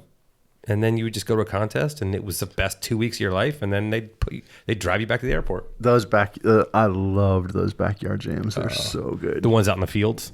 Yeah. Madness. Back then, it was so hard to get bikes in the UK that there was this contingent of riders who just like had homemade bikes, like just made out of like plumbing pipes that are just welded together, just randomness. And they would all wait till the chasm jump started, the big jump, and they'd all be drunk. And then Ian would be running around like trying to stop all these drunk kids on homemade bikes from trying to jump this jump. It was awesome. And back then it was expensive. And so every year kids would try to buy your bike, or you'd sell it to them because they would buy your bike for like $1,000 or something crazy. I still feel bad about this. The first time I went over there, people told me that like it's so expensive there. They'll buy stuff, and I was dirt poor, no money. And so I brought a bunch of stickers, and I was selling them for like £1 each or something, which back then was a lot of money. Yeah. $5, probably. It was like $2.50 or something, whatever it was. Yeah. Yeah. And then someone, like I think Ian or someone's like, dude, you're kind of ripping these kids off like that. Oh, Ian told you. So then I started giving out stickers to fill up bags of trash to help out the contest, and I kind of tried to make up for. So this is later. Yeah. But yeah, I was at this one, I think. How much did that first traveling over to England change bike riding for you? A lot. Well, maybe not bike riding, but or life stuff. Yeah. Like that. England's not that different than here, but it is a different culture, and I saw like different way of living, and saw how at the time how hard it was for riders over there, and yeah, I don't know. Good to experience that stuff. Seems like you made like lifelong friends during that time period, a short time period. Oh, yeah.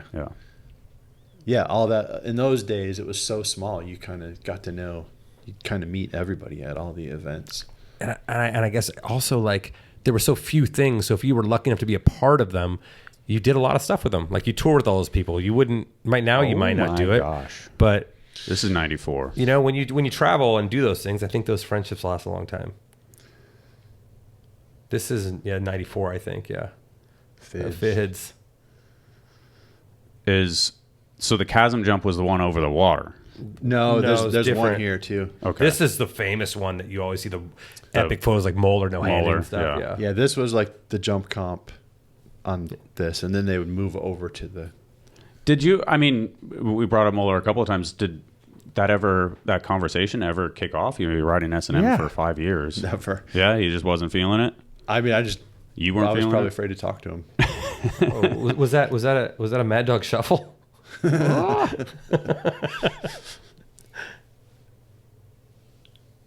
Have you been in this yet or no? No, I'm not. I could be the next year. I don't know. Yeah, it's all good. Just to give some context to it. Yeah. I wish you could forward it to the chasm though, because this just looks like a. So the chasm got talked up. It was really scary. Everyone's all weekend like, there it is. The chasm, and it was a big jump, but it was anyway. I'm like, oh, so that's climber. I wasn't at this one. Yeah. Okay. I'm like, ask someone, what do you do? They're like, pedal as fast as you've ever pedaled in your entire life. God. And I did that, and the landing goes by, and flat ground comes by, and I landed so hard I bent both bars down, and that was my one shot at it. And then I went back and I tried to tail up it later when no one was there, but that didn't work either. Oh my God! Is there footage of that? I don't know. Not. Too funny. Just all the way past it, and just bent both bars in front of a couple hundred people, 1,000 people, 1,000 people, yeah. probably. Yeah. Too funny. So those are the events that you liked. Those were fun because those were energy, and those were, you wanted to ride as good as you could, but you weren't trying to decipher how to get the best score. Yeah. You were just right. It's hard to explain that energy now because people are so, especially kids who have the contest, never grew up with contests like that. I don't know. I mean, I think you still get that in the jam format contests, like a lot of that energy builds and you start pushing yourself, and a lot in those events, you can see it now. Like even if someone has a plan, they just get pumped and like, I'm going to push it. I'm going to see what happens. We kind of blaze by this, but I mean, because we're kind of in around the 2000s now. But what was it like riding for Etnies? Like getting on that and then having such a skate team come in and have it be kind of different than what had been going on. What year is that? Yeah, what year is that? 96. I asked you to ride 96. for him. Okay. I mean, it was a big deal. Changed everything. All of a sudden, I was now like set on money, pretty much. Like. Did you go? You were still riding for Airwalk. Do you leave Airwalk for Etnies? Yeah, actually, I remember them sending me to Australia and they knew I was going to ride for Etnies, but they're like, we got this one last trip booked. So I went to, it was the Australian X Games actually, where I met Colin McKay. Huh. It was all at the South Powder contest. Australian X Games in That's 96? when I asked you to ride for Etnies. Because that's when I asked everybody. I asked you, Joe, Frymouth, Robbie, everyone there. Yeah. I feel like I might be mixing up some of the past stuff, but I'm not going to try to go back. Yeah, but yeah. And once Etnies happened, yeah, you're getting paid real money. And like, they guaranteed us, like a pro deal shoe thing. And so all of a sudden I was set for living. That's cool. You asked him, but are you like a TM or are you just kind for of a very liaison? short time? No, I was like a TM for a couple because I was just me riding for him, and then Griffin was rode for him like through the distributor kind of. So I think maybe at that point, maybe Griffin actually rode for him. I was adamant. Airwalk had been making me vegan shoes, and I wouldn't wear leather. I still don't wear leather, and so Etnies didn't make any. So I would wear Muscas because Musca had a vegan shoe. So I was on Etnies, but I was wearing S shoes. I remember that. That's funny. Those Muscas were so ridiculous. Remember how fat they like? The tongue was like this the thick. D3 Osiris days. Almost, yeah. Well, we can lead into Etnies. I mean, like, where do you guys first meet? Obviously, you guys both. I was just bringing up Dirty Deeds because I was like, you Holy guys. cow. There's when I was running through stuff last night. I'm like, I was like trying to do chronological, and they blend together, and then there's so much shit to like you've done. I'm like the Snake Trap. Like, where to fucking there's so many tangents we can go. So. Okay, yeah, let's pick up. We'll go with Etnies. We'll go with Etnies. We're moving forward. Etnies. Vegan shoes. Time. Get to design a shoe. The first ones, we had to use an existing outer, which is the rubber part. So we used that outsole. And then we got to design the top. And I kind of adamantly wanted to be involved with that. Like, I was sending in drawings to the design team and working on that. And that was really cool. To get that. How much did that process, spark something in the sense of like, I like design, I like product stuff. Like, it was awesome. Yeah. Like, I mean, to this day, I love it. Like when you have an idea, you start drawing it, and then all of a sudden it becomes a real object. Like that is awesome. Did you feel like Etnies, because Etnies was obviously a skate brand up until then, did you feel like they took bikes seriously? Yeah, I mean, they talked about it for sure. Like, we're going to open up bike shops as a shoe store. They're going to be like skate shops. And they tried. I was skeptical because bike shops didn't want to touch BMX, like how were they going to carry BMX shoes? But they tried. And for years they tried. And as far as us as riders, they supported us fully, and they were like awesome. They were like, they weren't telling us to go to the X Games. They weren't telling us to do anything we didn't want to do. They were just like, do your thing. And it felt like full support to just grow my riding however I wanted to grow it. And that was wonderful. Was when Ford came around to do Ford, was that something you were excited about? Or were you, I mean, I know some people are excited about video projects. Sometimes it depends on if you've just been working on something. Was that something you were excited about at the time? I was. I had been in, what was I in? Dirty Deeds? It was made by Perrick. It was much earlier. Yeah. But I mean, I'd gotten to work with Perrick. I mean, he didn't film my part in that, but I had gotten to work with him, and I loved Dave Perrick stuff. So I was excited about that. I think I never really had I actually remember hanging out with you and Castillo and talking about video parts, and you guys were always like, this is going to I'm going to put everything into this. And I just never really had a concept of video parts sticking around. I just kind of wanted to ride, and if they wanted to film me, that was cool. And every time I'd go to a premiere, I'd be like, man, I wish I had worked a little harder on this because it really wasn't a focus of mine. But yeah, I mean, this part was really cool to come out. And I Were you happy with it when it came out? Yeah. I felt like there's a couple bigger things I could have done. Couple of ender things, but yeah, I mean, I had a whole lot of stuff that I hadn't seen other people do, so that was really cool. That trick in particular. Yeah, I finally figured out how to grind sideways on a ramp. Before that, there was no way to grind sideways on a ramp that I could figure out. Everything was like in line with your pegs, Yeah, that was really neat to figure out. Song choice, Shellac. Jeff in particular wanted me to ask about that. So I have a story with this. It's pretty freaking cool. When I left home, some skateboarder dude gave me a mixtape. This song was on it. Never heard anything like it. My stepdad wouldn't let me listen to anything but classic rock, which I'm still okay with classic rock, but I had never heard anything different, and this was so different. And I wanted to use a song, and Perrick was like, okay, we can make it work, but we need permission. And so this is the old days. I sent a 2-page handwritten. Look at that. Sorry. Yeah. I sent a 2-page handwritten letter to Shellac at their address on their record, on the back of their record. And they called me, all three of them on a phone, the band, and they're like, hey, we don't let anyone use our music. We just got offered, I don't know, some $30,000 to use a song in a movie. We just don't do that. But you're a fan, so you can use it. Just don't put our name in the video. And they let me use the song. And I actually met them. I got to hang out with them, go to some shows. That band Redneck Manifesto, who I made friends with, played a show with them in Ireland, and I went there. And backstage, I got to meet the Shellac guys, and they were like super cool. And people, did they remember you? They did, totally. And people in the crowd were like saying, "Play the Taj song." Oh, really? Instead of the song name. Oh. And they're like, "It's too hard to play live. We can't play it live." Like every show, someone asks us to play a song, and we can't play it. That's amazing. And that's Steve Albini and Todd Trainer and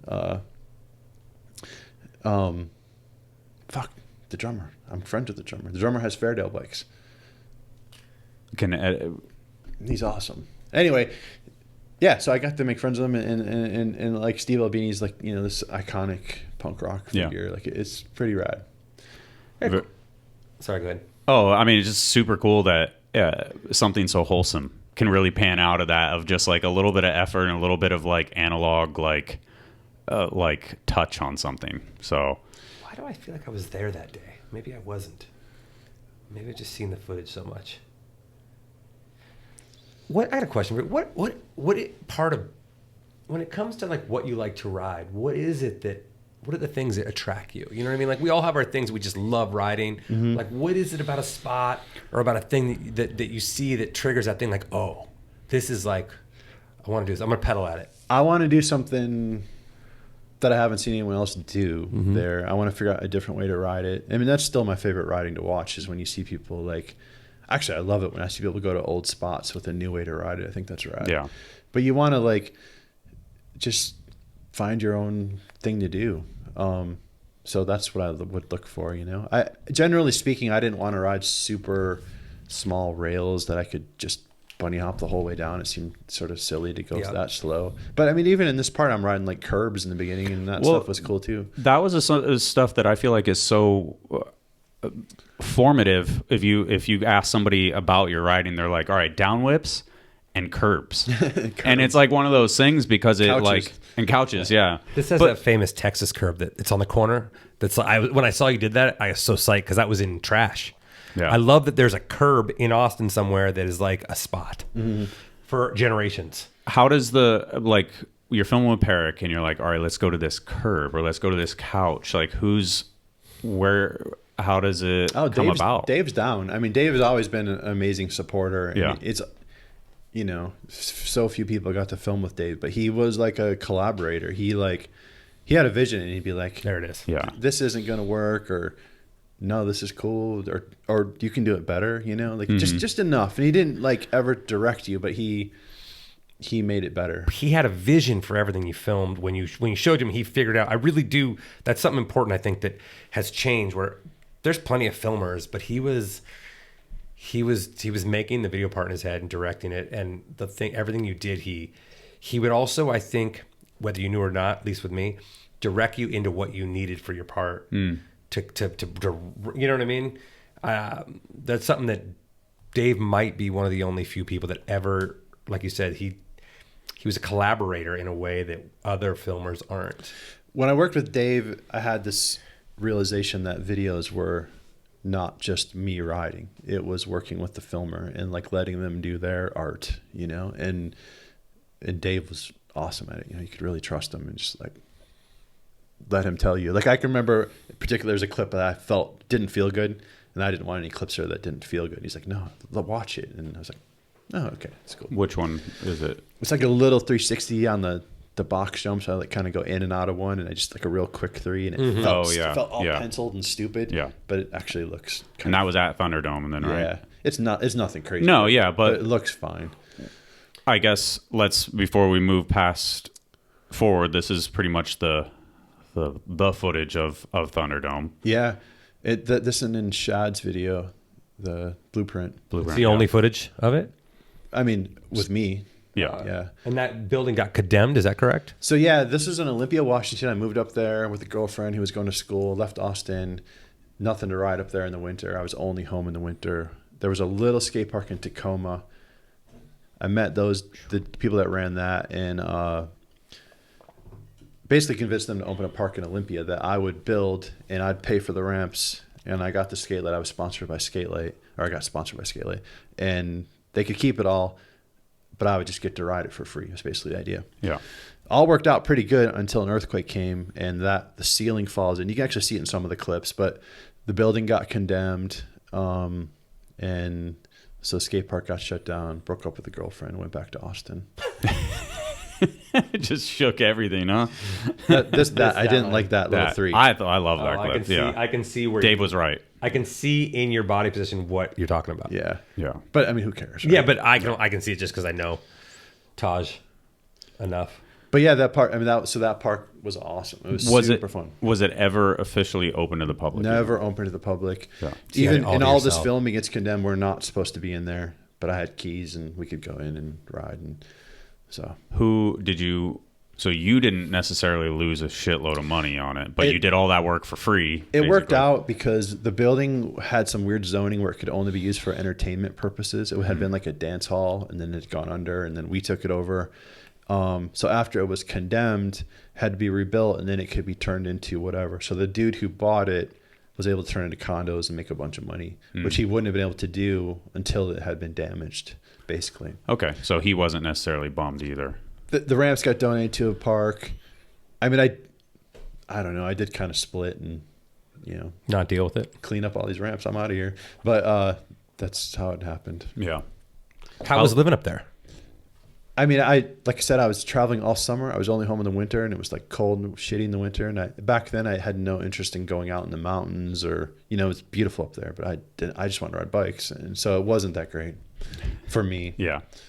I live up there now, basically. That's what I was going to say. Yeah, that's what I was saying. I didn't know if it resonated at some point.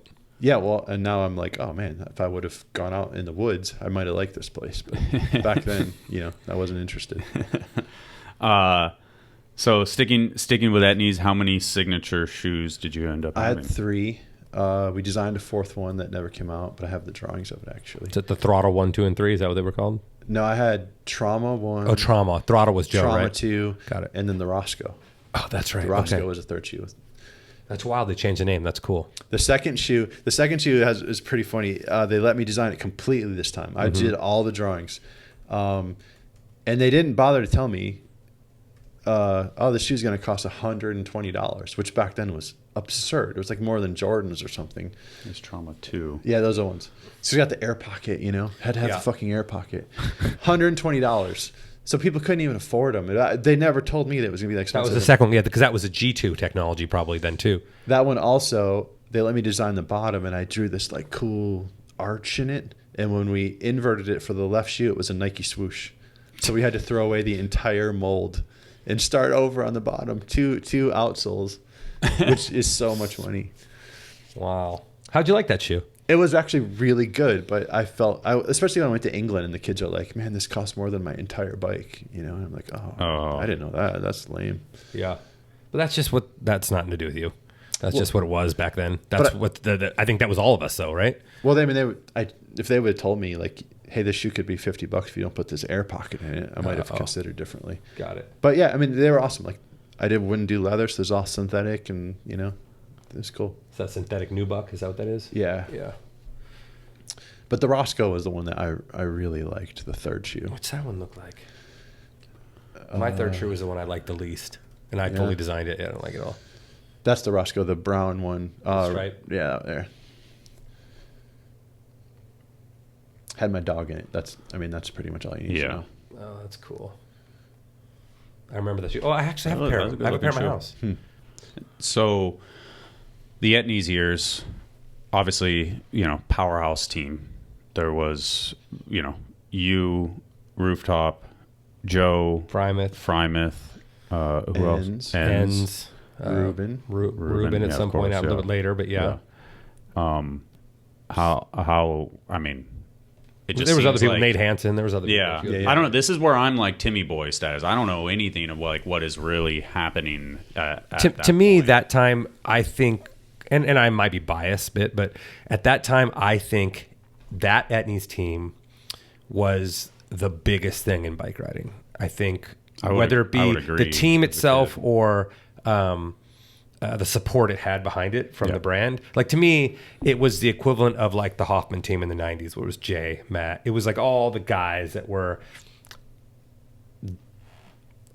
doing it. I don't know what that, but if you were into a certain kind of riding, where it was like everything, we were going to England, we were going all over the world, doing all those things. And Etnies started sponsoring the Backyard Jam. I mean, Etnies really did a lot for bikes, man. They put a lot of guys on the team and sent them a lot of places and paid them a lot of money to create a lot of content for the rest of the BMX community to watch. They paid for my park.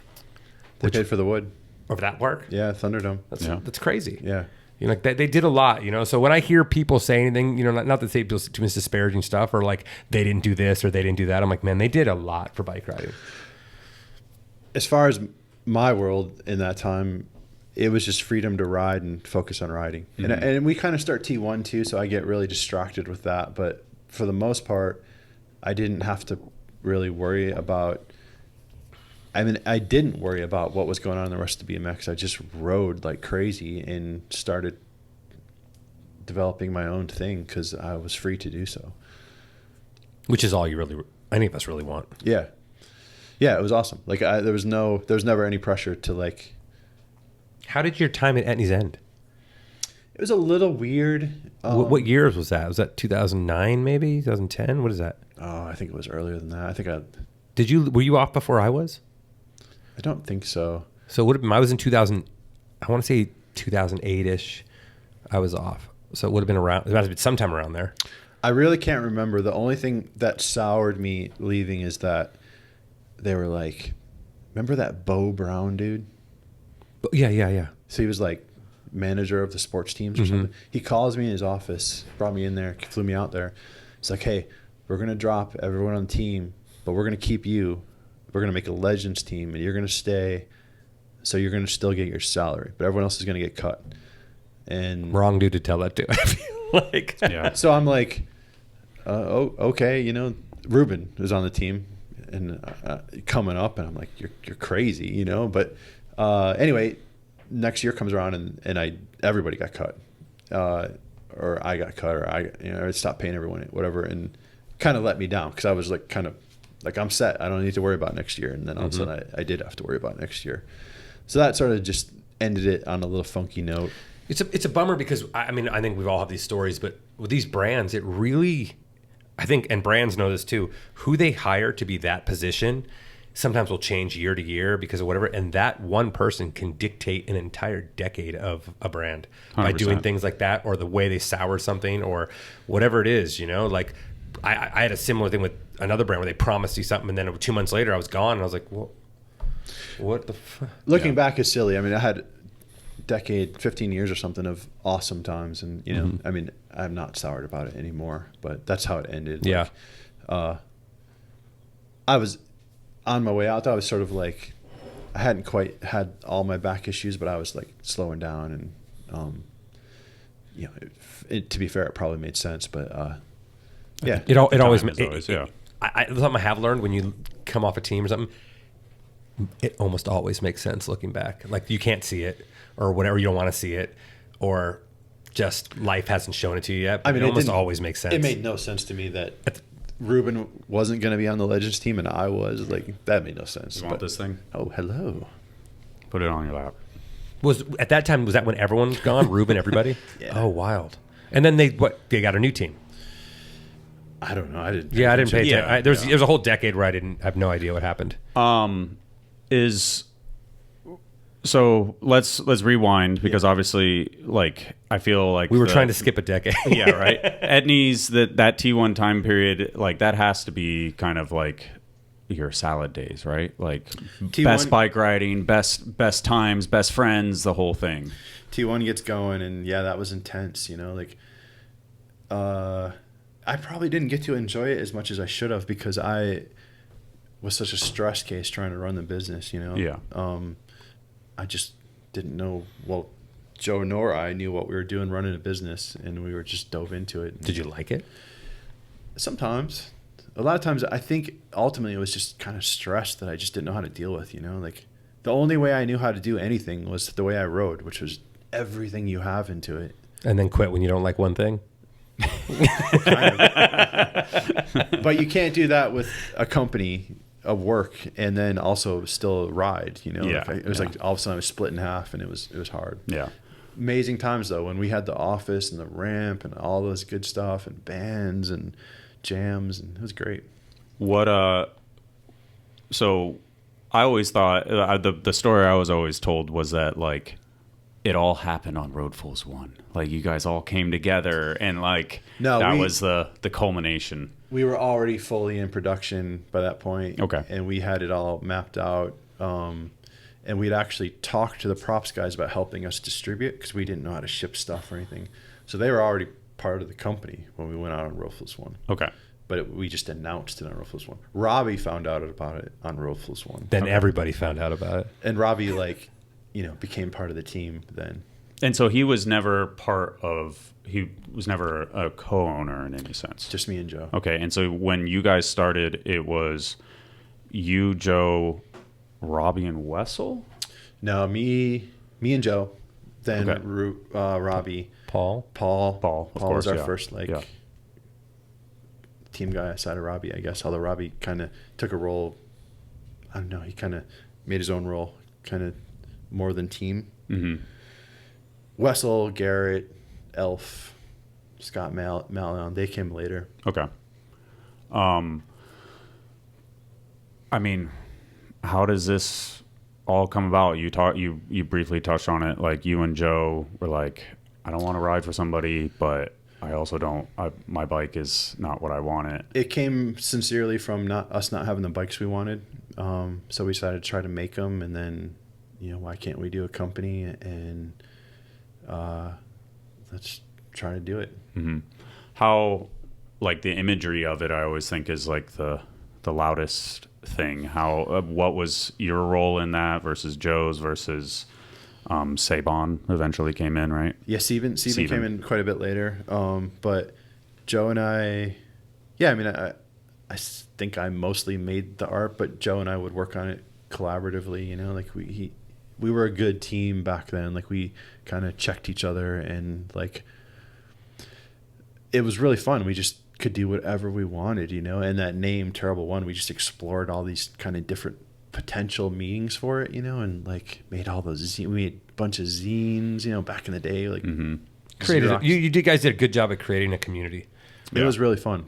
That part was cool, and like, yeah, the graphics were kind of crazy, but just Was it cool to get to do what you wanted? it's very cool. Yeah. How did that culminate into you leaving T1 then? Well, we can't just jump to the end, dude. I mean, it was only like a year and a half. No, it wasn't. How long were you? I can't remember. 98 to like 2003, 4. I don't remember. Yeah, for a while is like, so I always think of there was so much X Games and influx of money and Slim Jim and stuff, and it's you guys were always the at least like the, I don't know, like the antithesis of that and the corporate greed and keep BMX for the right reasons and kind of. I mean, we definitely decided we had a vision of what BMX was to us, and we were going to share that. Mm-hmm. I always thought Paul Buchanan was a good representation of that, because Paul was never going to be that contest guy, but he was this amazing rider. Yeah. Almost to the point where it was like, he actually was like kind of reclusive. Like we couldn't even get photos of him. Yeah, But he was making stuff up everywhere. It was like amazing. This guy was so creative and progressive. I mean, this this commercial always just like, is it hopefully get the grade? It will play the grade for. Yeah. Paul was awesome. But so we supported Paul pretty good, enough to live on, to just grow his art. Like that's what we wanted, like grow his writing, and that was cool. Like that's what we kind of believed in, and as an I guess as an alternative to like the contest stuff, like just push writing where you want to take it. Would you guys? I don't. How was your relationship? Like you grew up with like a Mira and a McCoy and a Miron, where they all kind of took their direction. Like, would you see them? And because I mean, Mira rode for Fox too, correct? So you guys were still kind of connected in a certain way. Yeah, because Mira was the poster child, and then it was like it seemed like T1 was always kind of like the. It started earlier than that, like in maybe the second X Games, they kind of, for a while, they tried to like have me be the opposite of Dave. Dave was this clean cut, like, perfectionist, and I was this, I don't know, dreadlock guy, Yeah. But that's not really how it was, Yeah. Then later, like on Fox, it was actually really quite weird because the Fox brothers were kind of who brought us on. John Fox brought me and Joe and T1 on.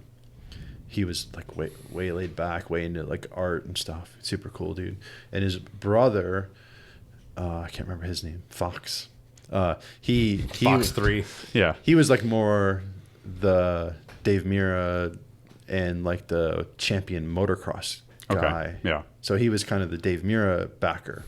So it was a very funny little dynamic in that company, like younger brother John has like the art guys, and then there's the contest winners over here.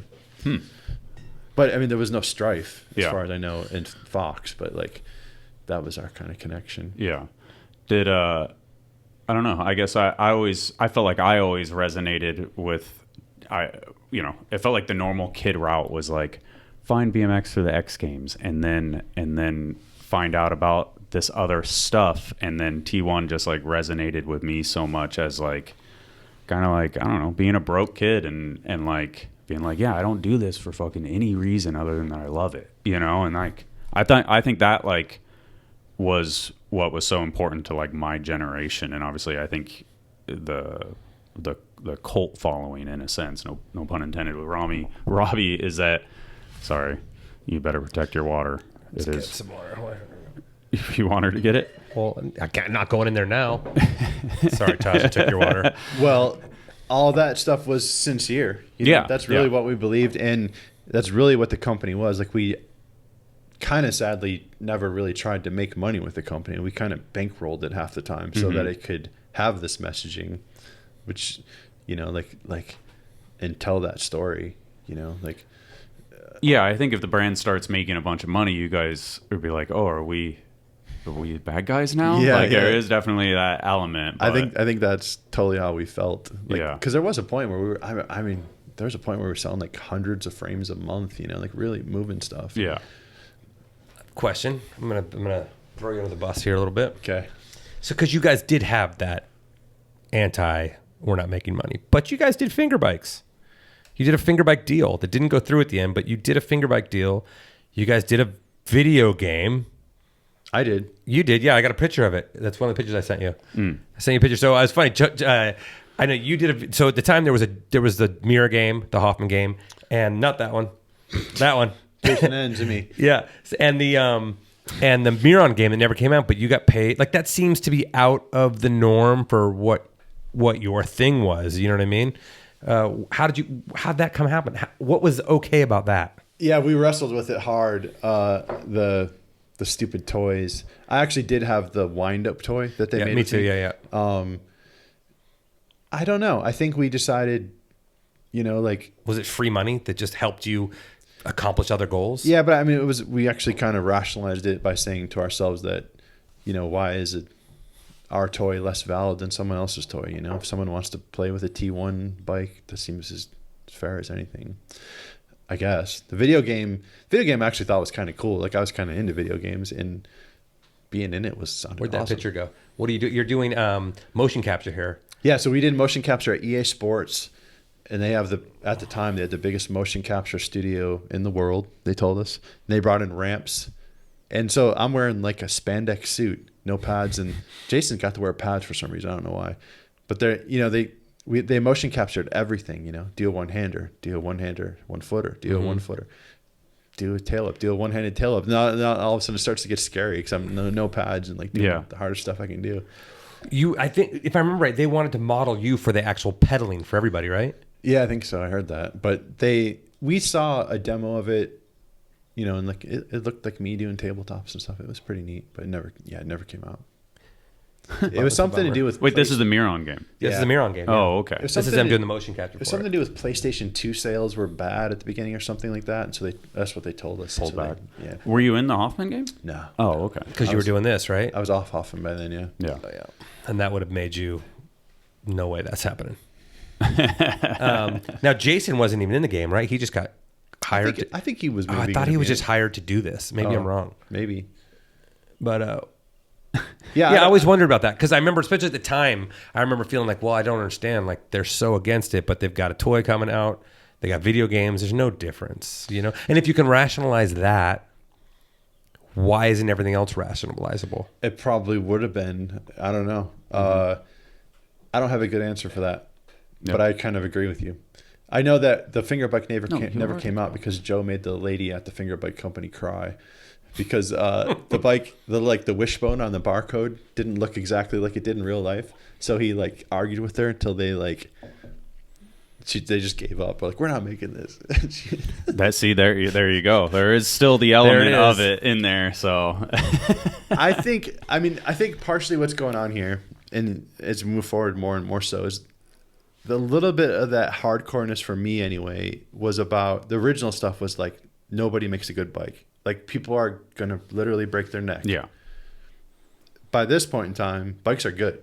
Like a whole bunch of people are making good bikes. A lot of that like hardcoreness, you can only support a BMX company, is starting to fade now. Like we're riding for Fox. Yeah. And stuff. And because,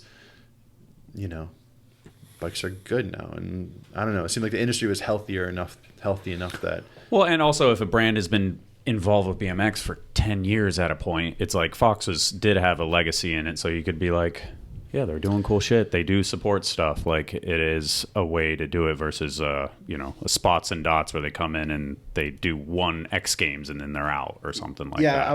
I always rode in gloves because I got sweaty hands, so I would wear Fox. I would buy Fox stuff ahead of time. Made sense too. So there's a thing where when people are like, oh, you're selling out, you're like, yeah, but I like it. That's what I do. Yeah. Like selling out is such a per person term. Did you ever think you sold out? Was there ever a moment where you're like, fuck?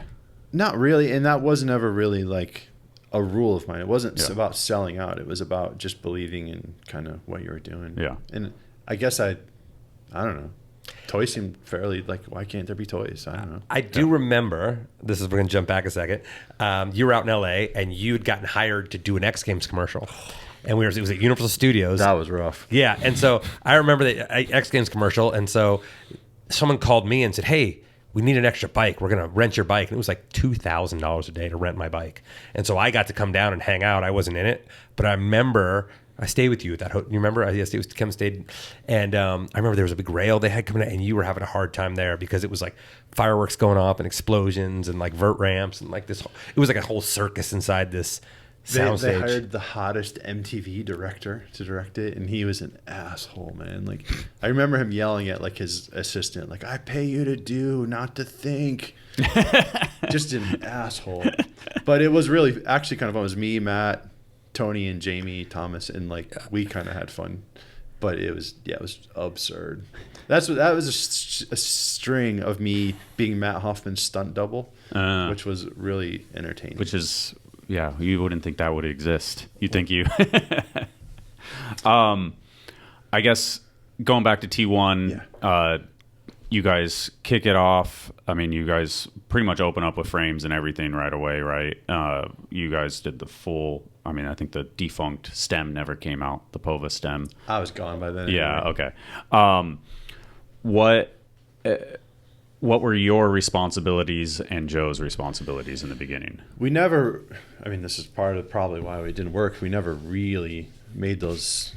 There was no business you know? agreement or something. There was a point though where things were kind of getting tense, and then that's when Joe decided to do the world trip. He took the team on a trip around the whole world for like a year or something like that.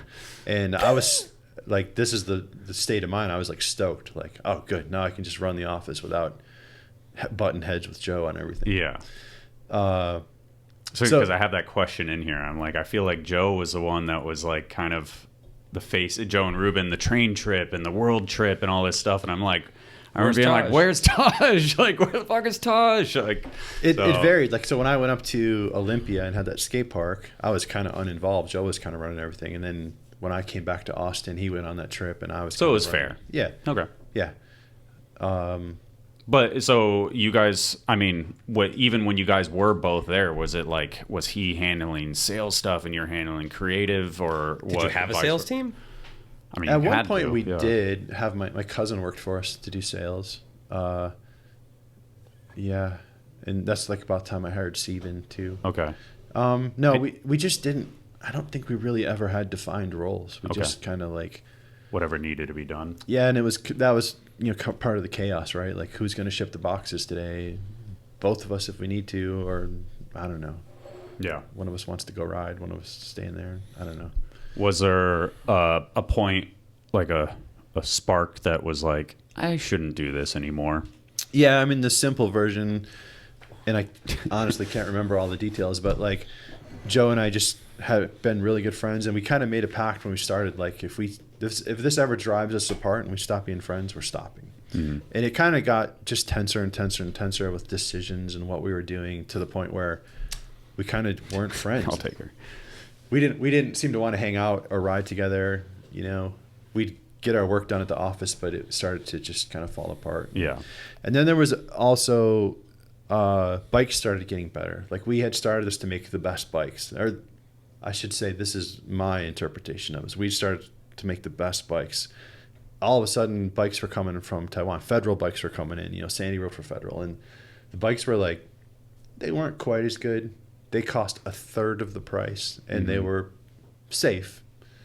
And now we have to start considering, like, do we move production to Taiwan? Can we, like, what is it worth selling this really expensive bike and it's not actually much better? Like, what do we do?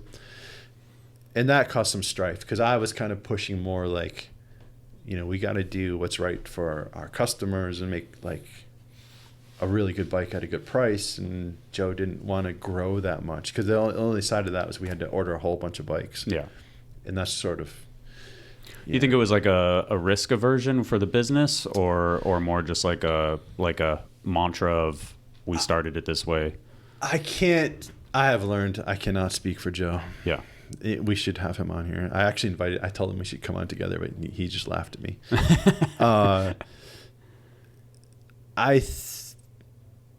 I think slightly risk aversion. Joe has never ever wanted to have any debt of any kind. You know, he like won't use his credit card. Like, he's really strict about that. Like, he doesn't want to be indebted to anyone.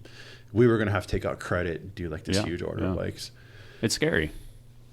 And a bit out of control too. We didn't understand what was going on overseas making bikes. We just knew that it was possible to make them there, but we didn't know how to do it. And so it was risky, like, we were not going to know what was going on anymore. And at its peak, how many employees worked for T1? Four. Me, including Joe, and so and it culminated with me just basically coming in the office one day, like, look, sit down, everybody. Here we are, Joe. This has kind of driven us apart. We're not friends anymore. Like, what do we? I'm gonna leave. We need to close it down. Yeah. And then he came back, and some days later, I shocked everybody. Of course, me just flipping out and making a rash decision. And he's like, "What if I kept it going?" And that's where we are. I kind of gave him my half. And I reread You just walked away from it. well, the announcement, there was like rumors going around apparently. Like, what were the rumors you were hearing? Like, before you made the official announcement?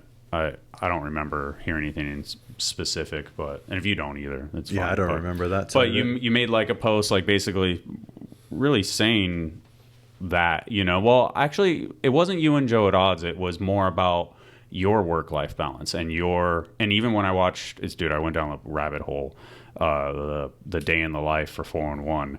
It's like, you say in there that you were working 12 to 15 hour days, 4 days a week. I should correct myself or go back a little bit. Yeah, it was absolutely stressing me out. I did not know how to have a work-life balance. Yeah. I was just driving myself manic. There was scary bills that I was completely stressed out about, and I didn't know how to handle it. Yeah. So that was also a huge part of it. It was just like, I mean, definitely part of the reason we weren't getting along is because I was just so stressed out. I couldn't get along with him, Yeah. And I mean, Joe had a totally different view of it. Like, he was totally, like, exactly how he's running it now. He's totally content with it being just this kind of side hobby. Like, he cares about it. It's really important to him, but he's not trying to make it into a big business. And it was kind of headed that way. We had employees who had families and were supporting them, and yeah, so that's where it broke up. Yeah, it makes sense. It makes, even with this little thing, there was that element when I had the business partner and stuff where it became difficult, and we didn't have a business plan laid out from the beginning, and it was, what's my role? What's your role? It was tough. That would have made sense. And like 50-50, no one can outrule each other. We can only kind of veto each other. Exactly. Yeah. Same. So yeah. Did you feel bad about it, or was it a relief for you? Both. It was a relief. I had at the point where I needed that relief. But yeah, I mean, it was like something I cared about so much. To walk away from was hard. Was there a backlash from, I don't want to say fans, but from BMX towards you? Did you ever feel like some sort of backlash, like, how could you do this, or were people supportive? I didn't really get any of that. Yeah. I mean, and you were still riding for T1, so there was still the relationship. I mean, I think that was the optics of it, is that you were still I rode a riding T1 for a while. Yeah. I mean, to this day, people still think I own the company sometimes. So maybe some people just didn't People even still hear think about I'm Jeff Zielinski, too, so.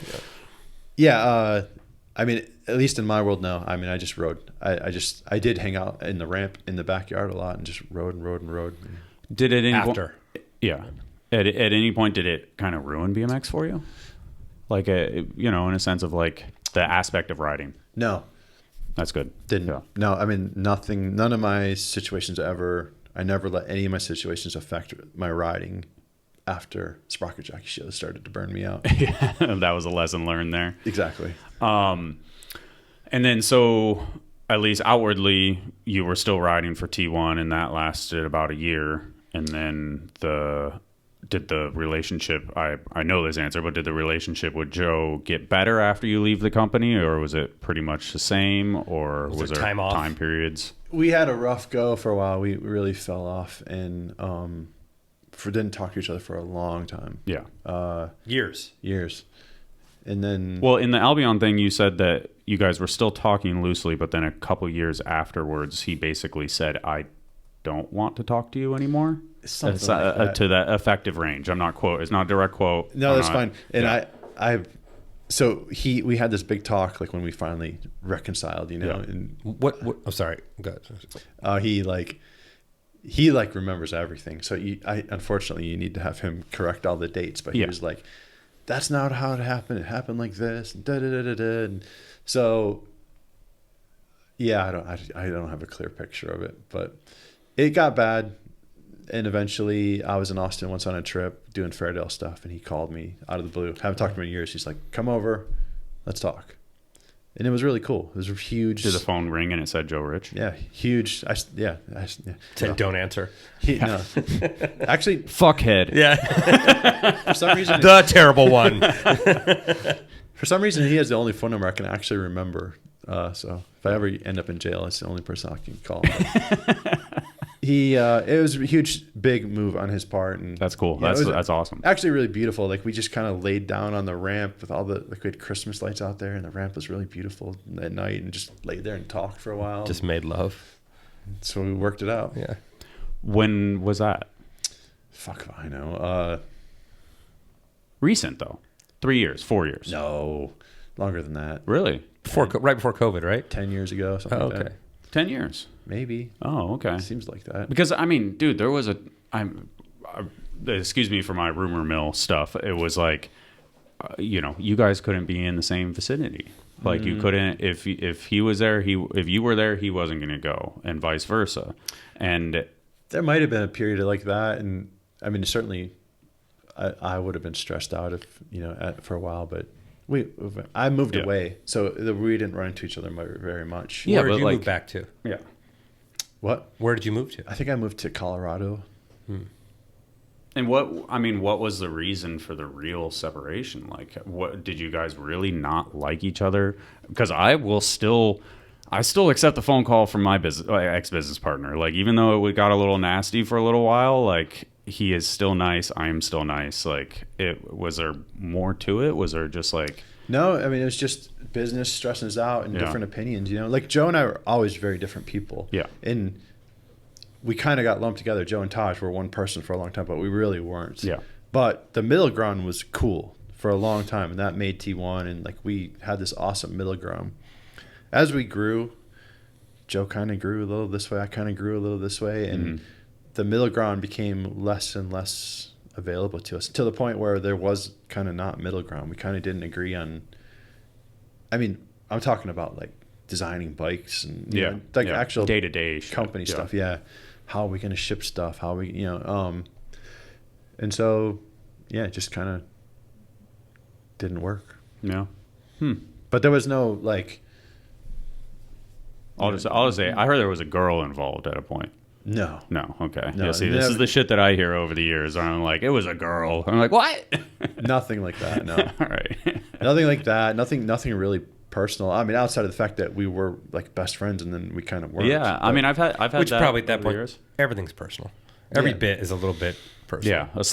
A small slights, 1,000 cuts type thing. So 1,000 paper cuts. Yeah. I mean, I chalk it up entirely. I don't know. Joe's a fucking weirdo. You can blame some of it on him, but I chalk it up mostly to me just getting stressed out and not being able to run a business. Like it's too much pressure. And you're a fucking weirdo too, I'm sure. So without question. Yeah.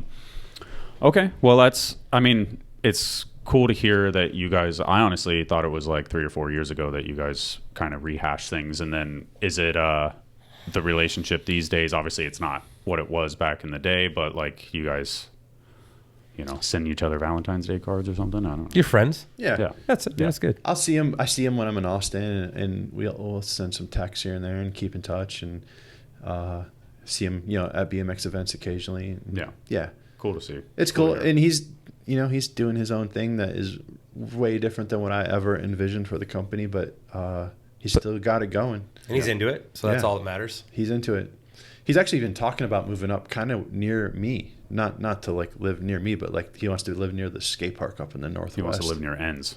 Yeah, everyone wants to live near ends. So I hope he does. It'd be cool. Like that would be crazy. The weird day for Austin when Joe moves out. All right. Well, that obviously transfers into the Giant days. Is there something I'm missing? At some point, your back goes south. Oh yes, which is a huge timeline issue. My back's messed up about then. It's getting bad, like to the point where I'll go to a contest, go to the Worlds or Cologne or Backyard Jam or something, and it gets to the point where I can't practice. Like I know if I practice, I can't ride the next day. So it's starting to not be fun. Like it's just constant pain. And if I ride hard, I know I'm going to like not be able to walk the next day. And trying everything for years, like right away, my doctor's like, you need surgery. But I'm like, I don't need surgery. I'm going to try something else. And so we tried for years doing everything but surgery. This goes on for about 5 years. And so somewhere right before surgery is about where Giant comes in. Okay. What was actually wrong with your back? Like, what was the... I just tore some discs really badly. Yeah. Like, ruptured, torn quite badly in my lower back. The lowest part of your back that has movement is where I had damaged it. Yeah. And then The difference 10 years makes on technology, what they could do now. Was a bummer, man. Yeah. I mean, what do you... Well, I just meant like, I have the, a very similar thing with his back, and it just happened at a different time when I could do something about it that didn't end in you not being able to ride bikes. To be fair, I'm 36 years old at this time. Mm-hmm. Like, I'm not, I mean... But I don't even mean professionally. I just mean in general. And day-to-day life. Yeah. Well, I mean, when I move forward and get the surgery, and now I realize I can't ride BMX, really, it was all right, It was hard, but I'm 36 years old, Like, how long am I going to be a pro rider for, It's almost 20 years ago. Getting there. Damn, dude. Yeah. 16. Wow. Staying on the back stuff, you went on from the first time it came about. It was a long process. Like, you you avoided the surgery as much as you could, and then the result was what, they fused some stuff? Yeah, so they fused my lower vertebrae, L4. Well, you remember? No, but I know what it is. L4, L5, or L5, S1. I can't remember. That's it. That's both of them. It's the lowest one that has movement, and so it's a pretty big surgery. Anything when you're messing with your spinal cord is a big deal. But the lower ones, your spine's like skinny at your neck, and then it kind of gets bigger as it goes down. So to fuse it, they have to grow bone. They take out the disc, and they have to grow bone between the two vertebrae. So the lower one is like, it's a big bone graft, and it takes, it was 6 months where I wasn't supposed to like lift more than 8 pounds or something. And it was kind of rough. And you're a big dude, so that's probably made it a little longer. Just because you're. Did you have like a back brace thing? No, you got a lot of. There's a lot of, like, if you get your neck, it's only got to support your head. Yeah, you got to support your whole torso. I thought you were gonna make the joke everybody makes. What's that? You couldn't lift 8 pounds. How did you pee? No, although I knew that about you.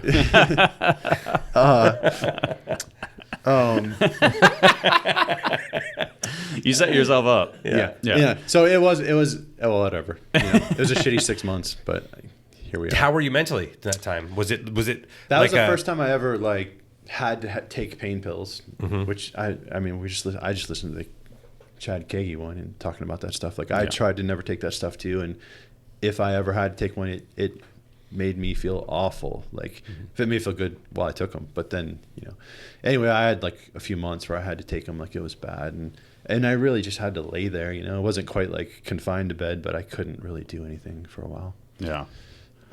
Came out of that though, and like did all this rehab for quite a while, got quite fit, but I still couldn't ride. Like, bunny hopping up a curb hurt. How were you mentally though? Like, was this like you said, you were okay with it being kind of over, but was it, when you realized where you were at physically afterwards, were you able to mentally deal with what? That took a while. So like, all of a sudden I get fit, get rehabbed, and I can't ride. And I'm like, oh, I can't ride. So I called Odyssey, was like one of my hanging on sponsors. And I'm like, got to cut me. I can't do it, and so no more paychecks. And then I'm like, oh shit, I don't know what to do. I'm broke. I have all this medical debt. I can barely stand. What do I do with myself? And you're living where? I was in Austin again. Austin still. I think I came back. I don't fucking know. Okay. I can't keep track of it, but, mentally, it took quite a while. So I get dressed up. I don't know what to do. Some friends of mine have a bar. I'm buttoning up a shirt. I'm going to go apply for a job, be a doorman. I have no idea what to do with myself. It's always a strip club. Phone rings. It's the Odyssey guys. Hey, we're going to open an office in Austin because a lot of the pros are there. We're wondering if you would come work for us. And I like, what would you want me to do? They're like, we don't know. We'll figure it out. So then all of a sudden I have a job. And so did they agree to actually cut your pay, or they like, shut the fuck up, Taj? No, they were like, this is the first time anyone's ever called to do this, to not get paid. And I don't know, didn't hear from them a while, and then they called me to like work there. And so, huge switch. Like, actually about around that time, I kind of had to like disconnect from BMX. It was really hard for me, like, especially when I started being in the office. It's all BMXers talking about so-and-so did this rail, and I know them all, and I had to kind of unplug for that. That was hard for a while, but eventually I kind of became okay with the change. Yeah. I want to go down. That's the more important path, obviously. But like the Giant phase, Oh, yeah. was So- the beginning of kind of the I ride all bikes, my back. So this is Yeah. how Giant happened. In it, certainly in the context of 1994 Taj, he wouldn't ride for box. It is very strange. It's literally, I was like, what would 20-year-old Taj say about you? So here's my logic. You can blow it apart as you will, but I'm hurt. I'm starting to think BMX is not going to happen. This is before my surgery, but I'm like, riding's really not good. And so I want a big bike just to ride around on. I buy a Giant bike as like a pro deal through them. Start riding around. It's pretty cool. I kind of like just riding around. Like it's actually enjoyable. Yeah. Actually, well, we'll get there. I buy another bike. I buy like a road bike now, and like that's pretty cool too. And then I start joking, like, well, you guys should just sponsor me. I'm buying so many bikes. And they're like, we will. And I'm like, oh, shit. Because now I'm like, fucked. Like, certainly my hardcore is like, you're not riding for this corporate company. Yeah. But I'm like, I'm buying the bikes. Like, I can't deny that I'm supporting the company. Like, I actually like this. So I kind of work out this deal loosely that I'm going to go to like big cycling events and learn about other forms of cycling. Go to like the Tour de France, go to mountain bike races, and just sort of like be an everyman who doesn't know anything about it and like write about it and experience it. Mm-hmm. This all sounds cool to me. Like it sounds like a path beyond BMX, like I'm going to just learn about bikes because I've found this new love that actually, this is hugely important to me, that I really truly believe that at the bottom of BMX, it's just fun to be on a bike. We had tricks, we had difficulty to like challenge ourselves, and all that shit's cool. But like way down there, it's fun to just coast around on a bike. Like, and I'd refound that, and I was stoked on it. And so I get on Giant, and at this point I feel like I'm washed up. Nobody cares. I'm gonna do this other stuff. I treated it like a part sponsor. This is the frame I'm riding. And then so Ardeline was the team manager. He like left immediately, and then all those kind of plans just went away, and it lasted like a year. I ended up getting fired via letter by someone I'd never heard of, and they spelled my name wrong. And actually they took me to some event and they like accused me of stealing a bike. It was like super fucked up and weird. In that sort of personal growth. Did you steal the bike? Yeah. In that sort of personal growth of like never, like you would never do that before. Yeah. Did that change the way you may have thought about all your decisions before for brands like that? Or maybe see why other people did things because maybe you were looking at their motives differently, wrong, or incorrectly? Nah. They were still wrong. It was a different time. And I didn't think anyone else was wrong. I just had my own way to do it. But no, I mean, for me, I couldn't have made those decisions earlier. It was just a progression. But I vividly remember thinking about, should I do this? And I was like, I kind of feel like I'm at the top of a handrail, and this scares me to do this, to ride for Giant. And so maybe I should do it because I'm afraid to do it. I don't know. Yeah. Because I can't deny I'm buying the bike. Was there any blowback from anybody from that? Probably, but I didn't hear it. Yeah. I was checked out, man. Like I was not worried about BMX. I really just wanted to ride bikes around at this point. Yeah. And not long after that, I got the surgery, and it's all kind of. But from my point of view, it was like the Giant was like the intro to that world, and then you start working for Odyssey, and then Fairdale comes about. Where does from the phone call from Odyssey to Fairdale, where does that idea come about? I just think this story is so ridiculous. So I get in the office at Odyssey, and they're like, maybe you could learn to do CAD drawings or something. And I start kind of taking a tutorial, and it just wasn't fun. I just started drawing cartoons. And somehow they let me start a fucking they let me start a blog that I called Fairdale, and it was just me putting up cartoons and weird shit. Has nothing to do with Odyssey. They're paying me for this. It made no sense. What does Fairdale mean? Oh, I don't know. I picked it out of the blue. There's more to it.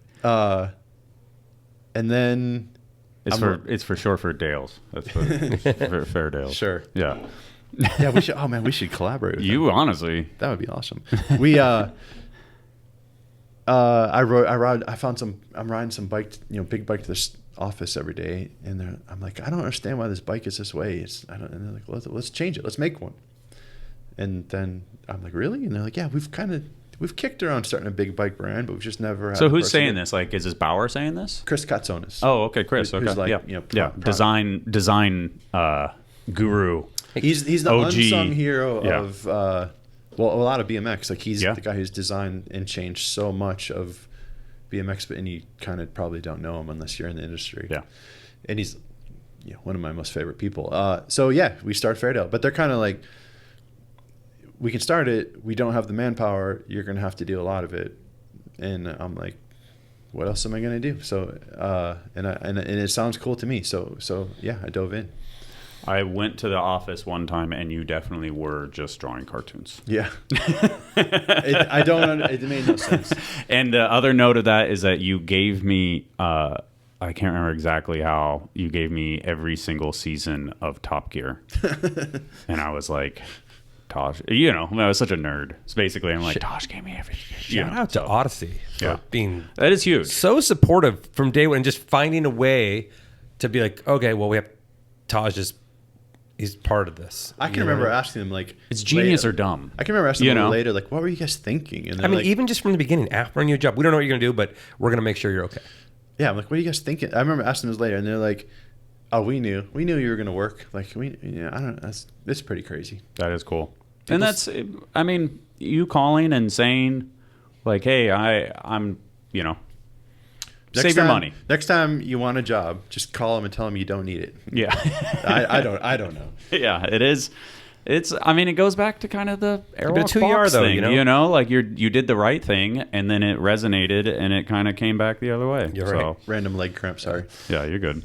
But it's like that thing I was talking about earlier. Sometimes you found yourself in a group of people that you were important to, and they knew it regardless of what you were doing. There was people who found value in you. Yeah, I mean, well, if that's true, that's awesome. But yeah, it's what it felt like. I didn't see it, I didn't understand how I was going to help them. I mean, I thought I knew BMX. I could tell them what a good pedal was. They had people that could do that. They didn't need me to do that. So yeah. And what year did Odyssey start, and what year did Fairdale start? Odyssey? Yeah, like working at Odyssey. 2009 is when I started. Fairdale started 2010. 2010. So we're at 15 years now. Wow. Okay. Congratulations. Wow. What was the first project you actually worked on at Odyssey? Like aside from Fairdale, like before? Aside from like painting the walls or something like that. I did do that. I'm sure you did. They hired me to paint. I did paint walls. So the very first project, that's actually kind of fun. They had brought all the prototypes and samples through all the years to Austin, and there was just a box of just crap. And they gave me the job of organizing it all. So 1985 weird prototype brake levers, and I'd file them into like different things, and it was pretty neat. That sounds awesome. Like BMX geek heaven. Yeah, and like some of the stuff is so funny that it exists, and they have a patent on some weird thing, and J-shaped seat posts and stuff like that. The aerator seat post, that was a poem. They have they made a lever. I didn't know that existed. Oh, they made a brake lever that, like, so a normal lever pivots, right? This had like a linkage system, so the lever blade stays flat the entire time. It just like moves like this.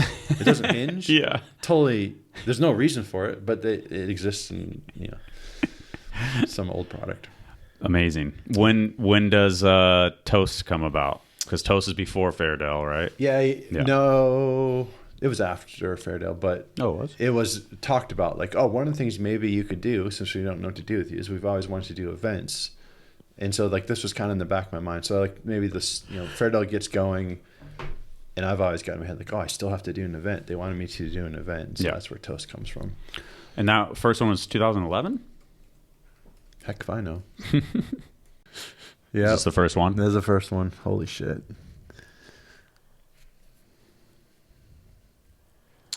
So for that mysterious voice that people just heard, that was Francis de la Peña. And are you officially working for Odyssey still? Yeah. I used to do their videos, but now I just do their website stuff. So how many years have you been working for Odyssey? Yeah, 15 years. Long time, yeah, 15 years plus. 08 or so. Yeah. Man of many talents. Dude, this is going the first down. one? Yeah. That was the princess you had to rescue, right? Yep. Damn, baby Wong. Nuno. So did you make this video, Francis? Did you make this? Yeah. Okay, yeah. Oh, No, awesome. you're good. Wow, we have. There's So a reason why you're here now after 4 hours. Right. Finally get a moment. the motivation behind Toast, emulate X Games. Yes. Yes. No, I wanted to make fun, like I tried to think of the contests I'd had fun at and why I had fun at them. And I tried to like make a situation where other people could have that. And that was the goal. And I mean, it's maybe it doesn't stand out that much to people these days with Swampfest stuff, but like, look how random it is, like the designs of everything is like the design aspect and like the aesthetics of it seem like just as important as like the vibe, I guess. Yeah, it was for me to make it fun. Yeah. And then what were the first events? Like Gauntlet of Death. The Gauntlet of Death, we had that. That was like an obstacle course where sponsors kind of sponsored an obstacle, right? Like, I mean, it was super low budget, but like, teeter-totter over a pool or the dragon thing they were just riding. And so the goal with that is just, you just have to get through it, right? First person through it wins. Then I don't remember what other events we had. We had a rail and a dirt jump and the bearded bunny hop contest here. So my drummer, Brian, I mean, I'm his probably, but Yeah. He was at the front of the band album. yeah, he is the president of the International Beard Club. He's a beard celebrity, and so he organized the bearded bunny hop contest. And Scotty's there. Volker was there. Yeah. So lasted a few years. I think if you ask a lot of people, one of the most fun events while it lasted, and there wasn't a bad year either. It just it ran its course. It did for me. Another Taj burning himself out, doing too much kind of thing. Yeah, is what cooked me on it.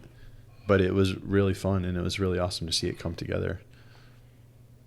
Has Trey given you any? Have you ever heard of Trey being like, "Yeah, Swampfest had a big"? Because I mean, it is Swampfest. It's brand obstacles on dirt with a gauntlet of death. Like, I mean, it is an early version of it in a lot of ways. He picked up some of what we had going to bring to his, and it's great. So you didn't run it the last year? Didn't run it the last year, and actually the third year, we finally hired someone to help me, or kind of hired Dean to kind of run it. I remember Dean Dickinson. Oh, okay. Yeah, and I was like there, but like wasn't totally my responsibility. Yeah, I mean, we called it the best event in BMX in 2014. I think I was there. This one is the one I wasn't at. This is the last one. I think I was here for like a day or something. You were at the second one. Second one, but I think I didn't ride or anything. I just came by for a couple hours. I have a moment in time that I wish I could remember well enough to really tell this story, but it involves you, Rooftop. You stayed at my house during the second toast, I think. Okay. Maybe it was the third. I only went to one that I because we made a United obstacle, and then I stopped by here for a second. I just happened to be in town. I drove by at that event, I think. You stayed. I mean, I'm exhausted. I've been working manically to do this event. Rooftop stays at my house, and Daryl Naw stays at my house. Okay. So Daryl Naw, so positive, so over the top. Yeah. You know Daryl. Yeah. And then this guy, and they were just. What is he? I'm cutting edge of comedy. him and Daryl have different opinions. Who I love, Daryl, by the way. Yeah. Yeah. I mean, it wasn't like you didn't like not like each other, but I was so. I don't remember. I have no idea what he's about to say. I was so exhausted I couldn't move, after the event, and these two are just going at it. You're like, I don't know, whatever you say. Yeah. Street riding's not as good as my day, or whatever. Yeah. Doesn't sound like me. And Daryl was like, pedal grinds are foot plants. That could have been it for sure. and Daryl's just, like I said, I wish I could remember it better, but it was so hilarious. Actually, you need a TV show to pitch. You, Daryl, and Rooftop go on a road trip. I would watch that. That's like me and Daryl would be. It would just be me talking as fast as possible, and then him taking 4 hours to tell a 4-minute story. And he'd be diffusing he diffused you, like, oh man, but people are just doing what they love. They're finding their own way. Yeah. Anyway, it was amazing. Too funny. Daryl, I love Daryl. He'll send me like texts. We'll talk about something months ago, and then he'll send me a text like, have you done this yet? Have you accomplished this in your life yet? Because I'm rooting for you. He's awesome. Yeah, I love Daryl. I was trying to find the Gauntlet of Death. This is a big event. Yeah. Like it's like in comparison to the other ones, this one the video I like the best. I mean, not that No, you you're need fine. to watch it, is the one Together We Shred. That was maybe the third year. God, that was rad. Did you do that one, Francis? Together We Shred Texas Toast. I Yeah. think that was the last one we did. It's quite long. I mean, it's all if good. someone wants to we'll click learn through it about a little toast, bit. but it shows the Gauntlet of Death at the beginning and the end, and then it shows this was like the really good course in the lumberyard. Mm-hmm. Yeah. Anyway, I mean, it was quite fun, and it was a novel way to have an event. Like we had all these little mini events so that people could ride all day, and then people could ride different courses when like just anyone could ride it. Yeah. It was loose. We had no security. People were just bringing in cases of beer. We had no control. It was almost did turn into a swamp fest. Like we almost burned Yeah, the lumberyard was scary. There was some fireworks and stuff like that. You can't have fireworks in a lumberyard. You can't do that. And but that was we were headed that way. But it was pretty damn cool. I mean, thank you, honestly, because I mean, it was. I missed the first one, but I went to every single one after that, and they were shining examples of like the way BMX should be for a lot of us that I think doesn't necessarily exist outside of Swampfest. And Swampfest is like kind of like grandiose and like to the limit, but this was like a BMX like community. Meet the street. Yeah, so I have to. So just yesterday, I was at the Odyssey Gym for the On-Lock video premiere, and way smaller scale. Corrigan came out and built a few boxes, and Corey Walsh helped him. They built boxes. The two best transition builders, and they built squares. But the jam was so awesome and so inspiring. Like it was absolutely a community. Everyone just seemed so nice to each other. The pros and the younger riders, everyone was just having fun. It was really inspiring to me. Yeah, the element's not lost for sure. It's always hard. I mean, even with the jam we do here, it's like I heard that it wasn't enough mayhem this year. Like It's too much. Like come on. I think, there's a place for it, but I think. Yesterday was a perfect example of people just riding and having fun. Yeah. It didn't seem to be anyone getting aggro. Causing problems. Yeah. Or like trying to, I don't know. Just getting too wild or trying to like overdo it. Yeah. Type thing. It was just cool. Yeah. It was really, I really enjoyed it. It's funny because I watched some of the video of someone got turned pro, right? Yeah. And I remember this is where I'm at in my life now. I'm like, this looks great. And then they push his cake and his face in the cake. I'm like, that's not needed. I know. That's a little too much. I saw that cake and I'm like, I'm going to get some of that cake. And then it was on the floor. It sucked. I can't even deal with someone getting their face in the cake, get a little fireworks and burning rams.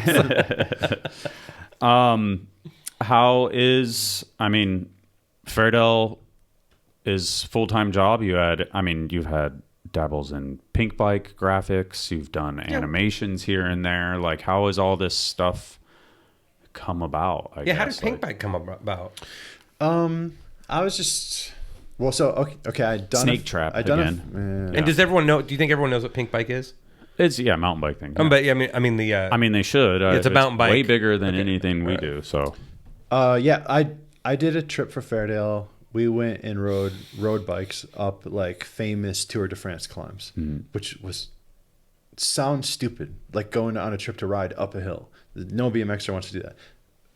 And I had never done it, and it was amazing. Like the scenery out there in the Alps is, I mean, I recommend it to anyone, not to test your bike skills, but it's just so beautiful. Blew me away. I wrote a story about it, did a bunch of drawings for Bicycling magazine. Okay. They hired me. They loved the drawings. And they hired me to do drawings for like maybe a year. Like I would do a monthly drawing. Then that kind of ended. And then Outside magazine had me do drawings. Kind of just, they asked. And then that ended. And then I hit up Pink Bike and I'm like, hey, I do drawings. And they hired me to do drawings. And so I did like a weekly cartoon series for them for a long time. And I still do freelance stuff for them kind of whenever they need it. It's sort of a thing. It's just for fun. It's just drawing bikes, so it's fun for me. I mean, they pay me, but it's not like what I live on or anything. Yeah. Just kind of, it's just cool. It's fun. So it's like drawing, music, writing, every single thing that you seem to like dabble in, you're pretty fucking good at it. I remember you being at our first show. Oh shit. And it was not good. I don't know. I mean, it was you, so I probably liked it. Tempe Music Festival. I did go to that. Fender. I was sponsored by Fender at the time. Yep. And not because I was a good bass player, but because I was a bike rider. They wanted to branch out, and they're like, "Hey, we're doing this music festival. Come out, play." And I'm like, "We don't really know how to play yet. That doesn't matter. Whatever. Get out there." They put me on a huge stage, like a, proper stage. Yeah. 6 feet off the ground, lights, the whole works. And sound guy's like, you're sound checking. He's like, "Can you hear?" And I'm like, "Yeah, it's so loud, right?" But he didn't have any of the sound monitors on. I was just hearing the sound shooting out across the field and hitting a building and coming back. I'd never been on stage before. My band was really eccentric. We had a 28-minute long song that didn't repeat, and we didn't know it yet. So we get on stage and we start playing. It's super complicated, and I'm not very good at all at this point. I have to count, 1, 2, 3, 4, 5, 6, 1, 2, 3, 7. It's really hard for me to play. Train wreck, blow up the song, lose our place. Okay. We all just start again in different spots. We can't do it. And like I'm playing to the sound that's like reflecting, so I'm like off like half a beat. And it just gets worse and worse, and the guitar player starts crying and runs off the stage.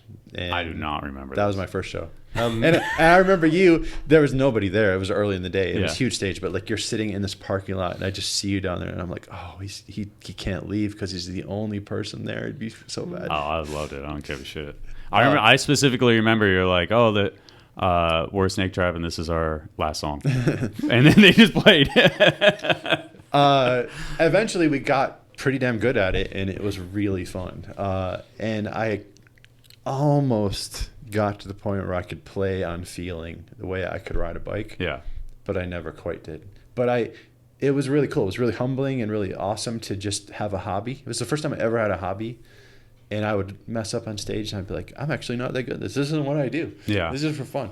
And it was super cool. It's funny to hear him say like, I wasn't that good. And it's like, you did do it though. Most people, obviously you have this idea of like, oh, I'm really good at this. So then you kind of get a little extra boost. But like at a point, if you were that bad at it, you wouldn't have gone as far as you did. So I got technically proficient.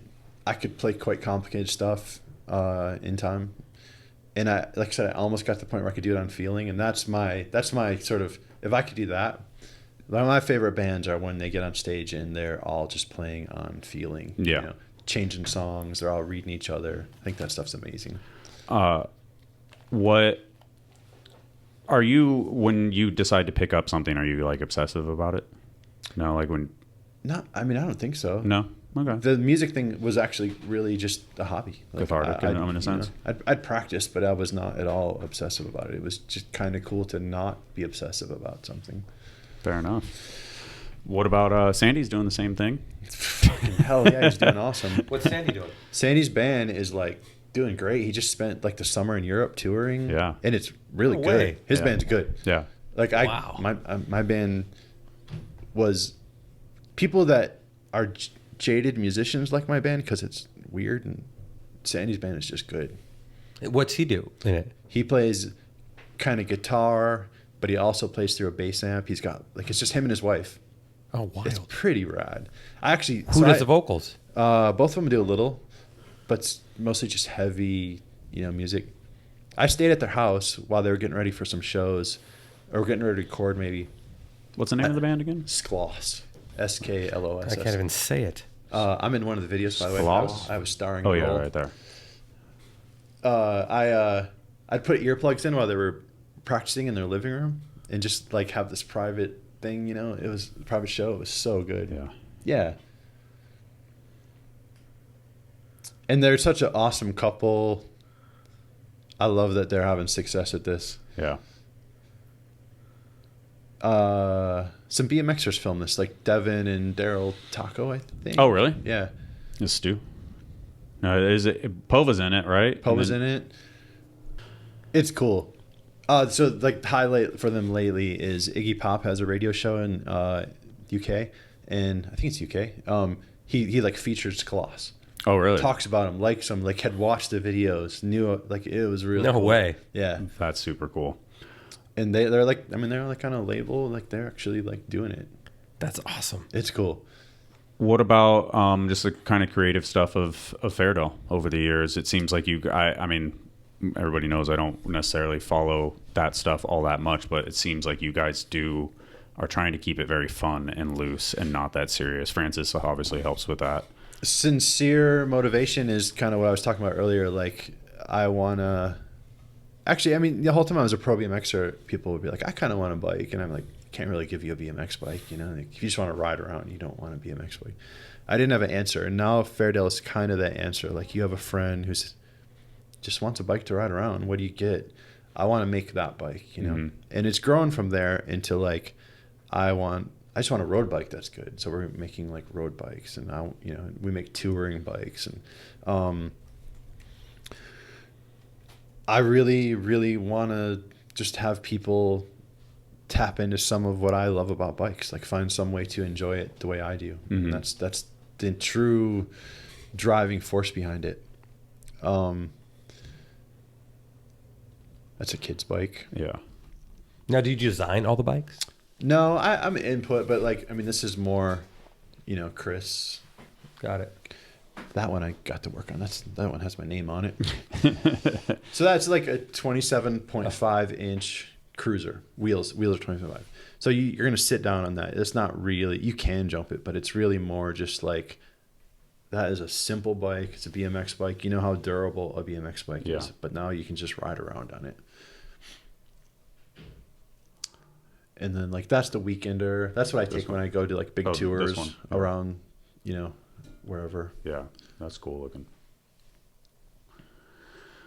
It is cool to see how large the brand has I didn't realize grown. it made so much. Yeah, has it been what are the similarities and I don't know, differences between the BMX industry that you've found? Well, the bike industry is huge. BMX industry is not so huge. Mm-hmm. We're a speck in the bike industry, where Odyssey is like quite big in the BMX industry. So that's different. Yeah. But we don't really concern ourselves with that. Like, we're just kind of trying to do our own thing with our own direction, and that doesn't really seem to cross over too directly with any other brand. So we're just kind of doing our own thing. Do you guys in that world, do you need a team? Do you have riders? Like, is it? No, we don't have a team. We kind of, help out Sandy and Leif. Yeah. But I mean, it's just kind of bro deal. I don't know. We Because you have like Aaron rides stuff. Like, like I said, yeah, Aaron loves riding that stuff. So you guys just do. I mean, this video was awesome, and I feel like this one sums up what you're trying to do. Have you seen this, Mike? I must have seen it when it came out because I remember seeing. Yeah, I've seen this. I just Old man in the woods. you know what? I'll wait till this is over to tell you.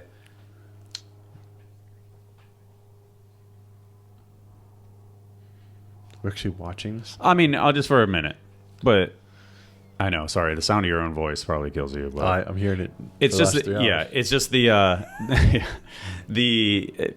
it talks about just cruising and not necessarily having to push things. And I think that's where a lot of riders find themselves, is they can't enjoy themselves on a BMX bike anymore because they can't push themselves the I way can they say, used to. like, even the last few years of my BMX career is when I finally started to realize that just kind of cruising was cool. Like, I enjoyed it to the point where I would go and do whole sessions and just not even do a trick, just go through the dirt jumps.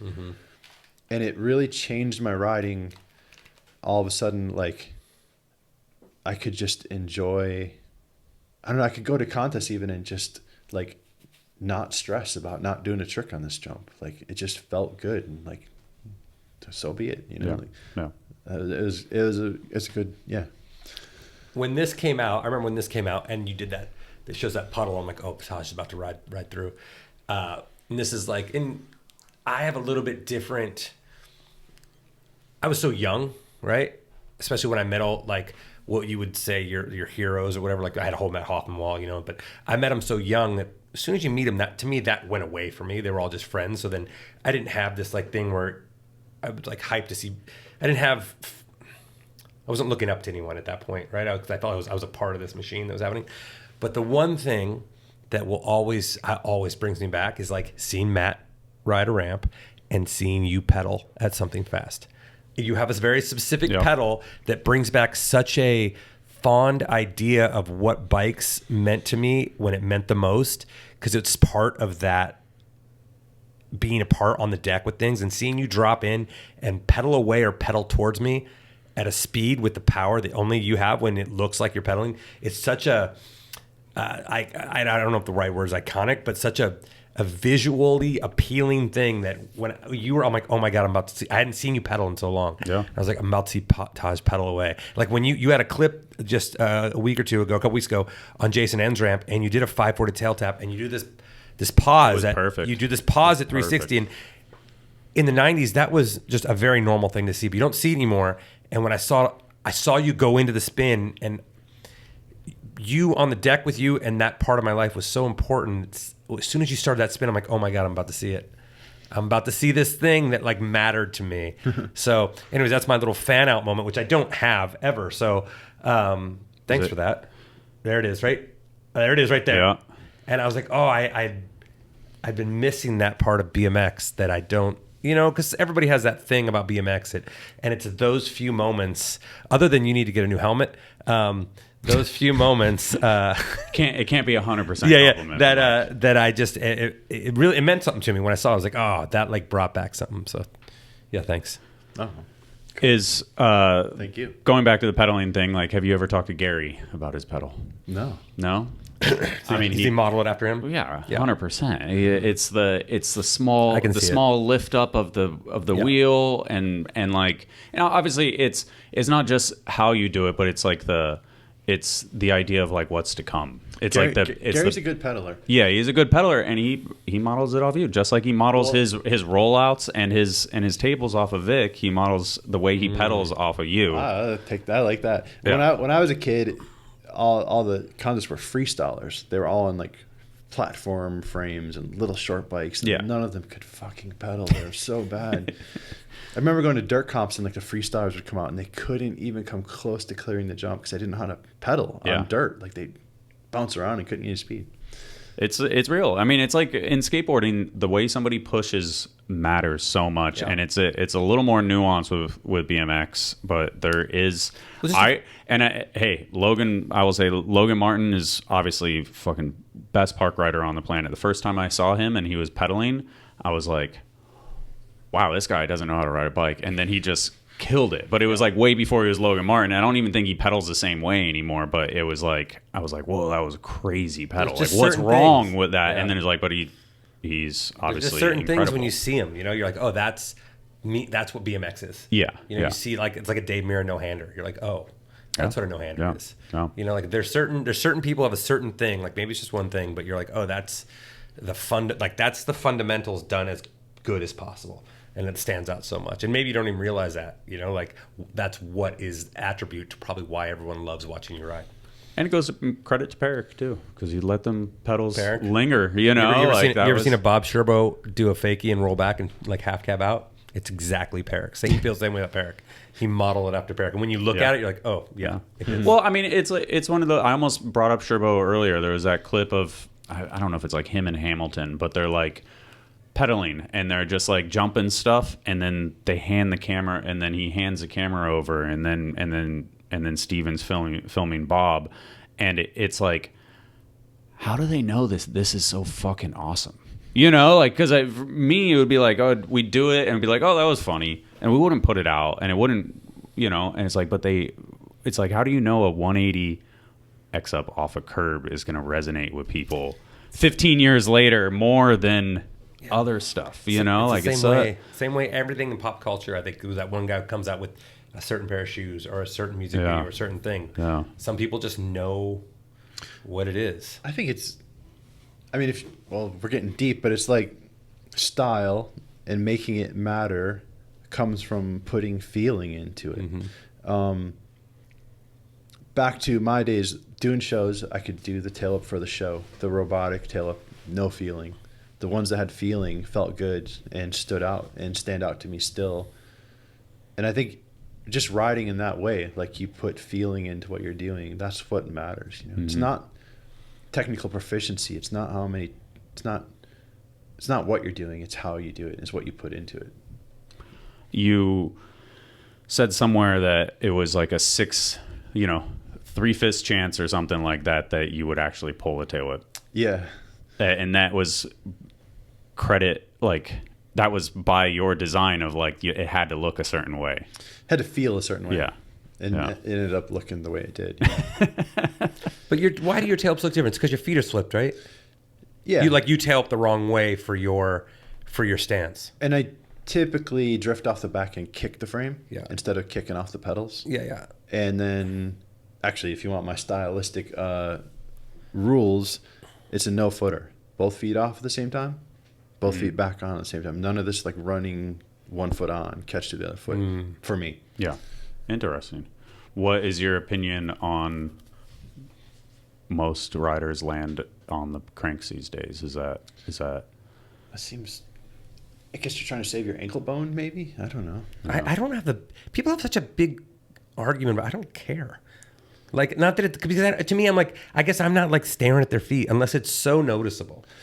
But are they landing on the crank arm on purpose? I think it's like when you do a bar and you grab the other things and it's a correction. It's like an unnecessary movement that kind of ruins the vibe, because if you once you begin to notice it, it's like they some people even fucking take off on it now, and it's like that's weird. And so it's these movements that end up happening that like kind of disrupt.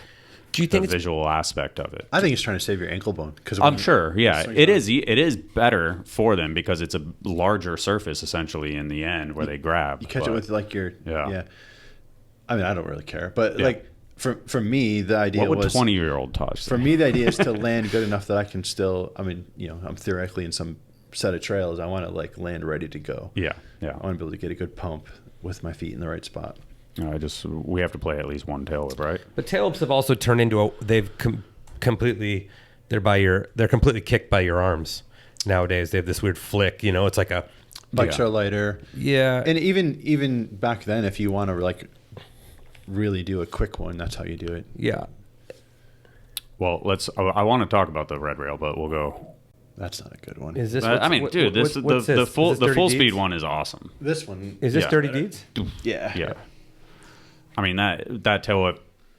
That one's gross, and I drag race out of it. I'm going. There's not even a jump after that. All right. Well, before we move on, are you pegless in this? I think that's the UGP video. Oh, UGP video. One. Okay. All right. What's a good tail whip? Taj. Made in Taiwan. The one-handed tail whip from Fox France. Expendable Youth has the one-handed one. It said like the last clip. Like how Taj says that, so we'll skip forward. Yeah. The rest of it's not. I mean, it's Well, I'm impressed that you're willing to talk about yourself for a few hours. I know it's wouldn't be. It's not very high up on your list, I'm sure. So I appreciate it. Here it is. I'll have anxiety afterwards about it, but hopefully anyone who's listening into the Taj podcast isn't bummed that Taj is talking. Imagine. Taj talked a lot. Don't worry, I'll get those comments for you. Don't worry. How many one-handed toe-ups have you ever pulled in your entire life? I don't know. Good amount? Yeah, 20, right. 20, 30. I never really did them that much. How many Yeah. double tail whips? 0. I'd only try them in contests occasionally. For some reason, I thought you pulled a couple. I don't know. I think I'd like one-footed some, but I never really cleaned one. What's your favorite trick? Favorite trick? Or the one you enjoy doing the most? I know that's a terrible question. I hate when people ask me that. I think, 360 tables were fucking awesome when you really nosed them in. I really liked the like crank arm slides on ramps. Those were cool. Yeah. Because they were so the balance point was so small. When they worked, it felt so cool. Here's a question for you. Did you ever get to a point when we were doing like the Bike 2000 shows, kind of before the backyards, because backyards happened in the field and then it went to the bike shows and then it turned back into the backyard jams. Mm-hmm. When you were doing those sort of demo type things, did you ever feel like you had to do a certain thing because they expected it? You know, like you had to show up as Taj, like Taj. Does that make sense? Yeah. I knew they wanted me to do certain things, but I stuck to my guns, But generally speaking, those events, energy would get high enough that I was happy to like try it, whatever I could. Yeah. Yeah. If they'd said like, you're coming here and you got to do this, I would have been like, no. What about just like later on, let's say right before you're back, just going to the skate park? Did you ever like, because I found times when I would avoid going around places because I was like, everyone just expects me to go nuts or do something. And I want to like just cruise around, That's the beauty of having lived in Austin. There wasn't that vibe, at least not for me. Like it was, in fact, I tried to set that tone. Like, no, you don't have to just enjoy yourself, Like if you want to spend the day just going through the rhythm jumps and not doing anything, do it. And if you want to go off kind of thing. It's kind of funny that your first introduction to Austin was that. Yeah, I don't know how much it's held on, but it held on that way for a long time. Like a lot of other scenes were a lot more competitive, I thought, than Austin, or at least from my perspective, it wasn't that way. So you moved to Austin a few times.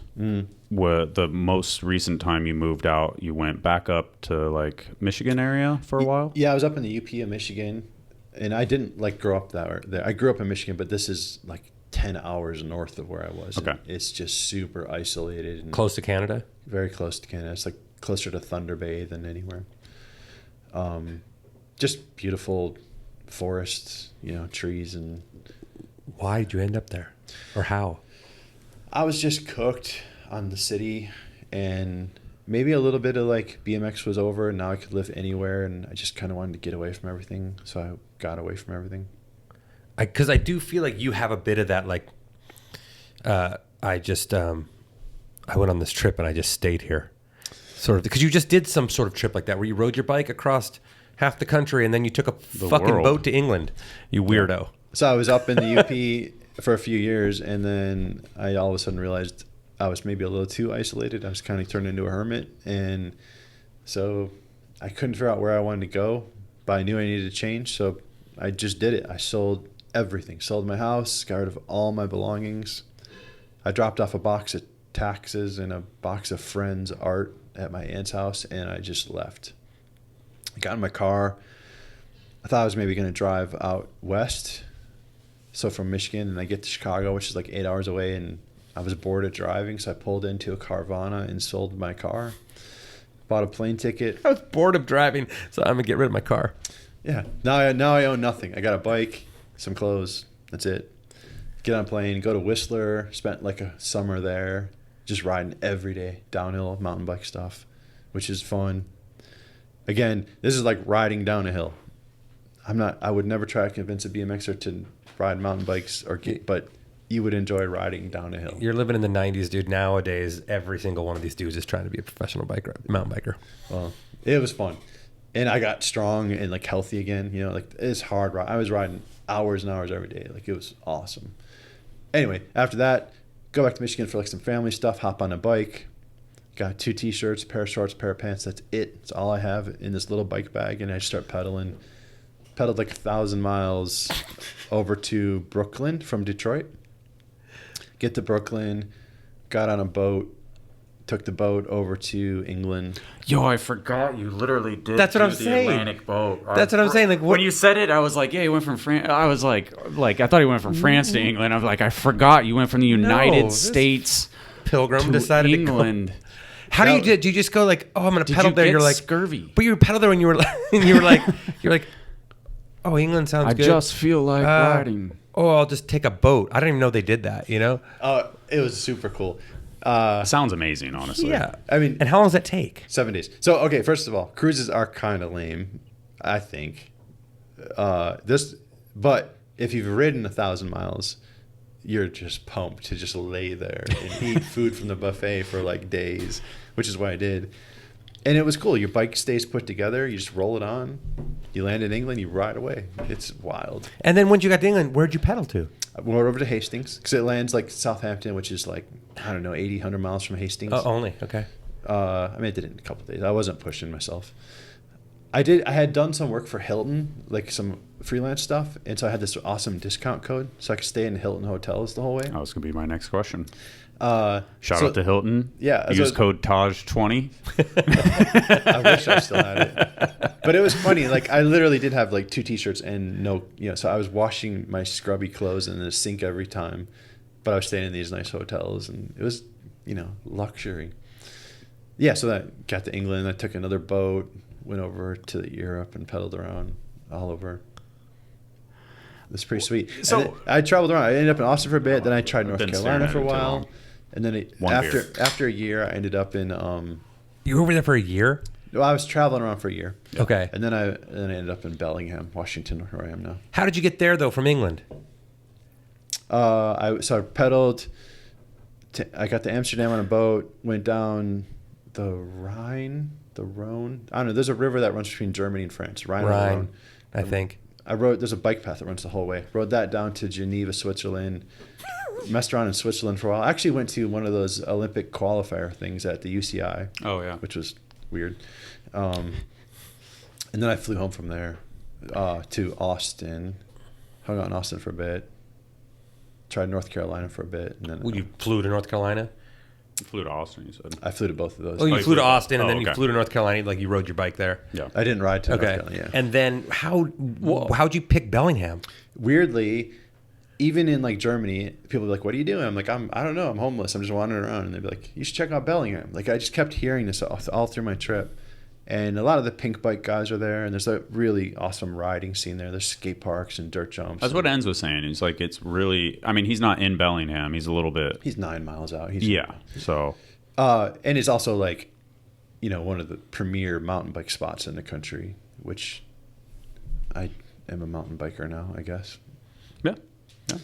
Okay. Are you what's your frame of mind when you're getting rid of everything? You're selling your house, start driving and be like, nah, I'm not good with cars anymore either. Like, are you looking for a cleanse? Are you looking for a reset? Are you unhappy with things the way they are? I wasn't real. I mean, I had been just super isolated and like hermity, really alone. I mean, I was doing art and like that side of my life was progressing, but I was like, this isn't healthy. You shouldn't spend this much time alone in the woods in the winter. We'd just gone through COVID. Yeah. And that was isolating for everybody, but up there it was really so. I mean, is this like a town where you have a snowmobile to get around type things? You could. You didn't, but yeah, that's I would assume. That's what I was assuming. That was my fantasy moving up there, but I never did get the snowmobile.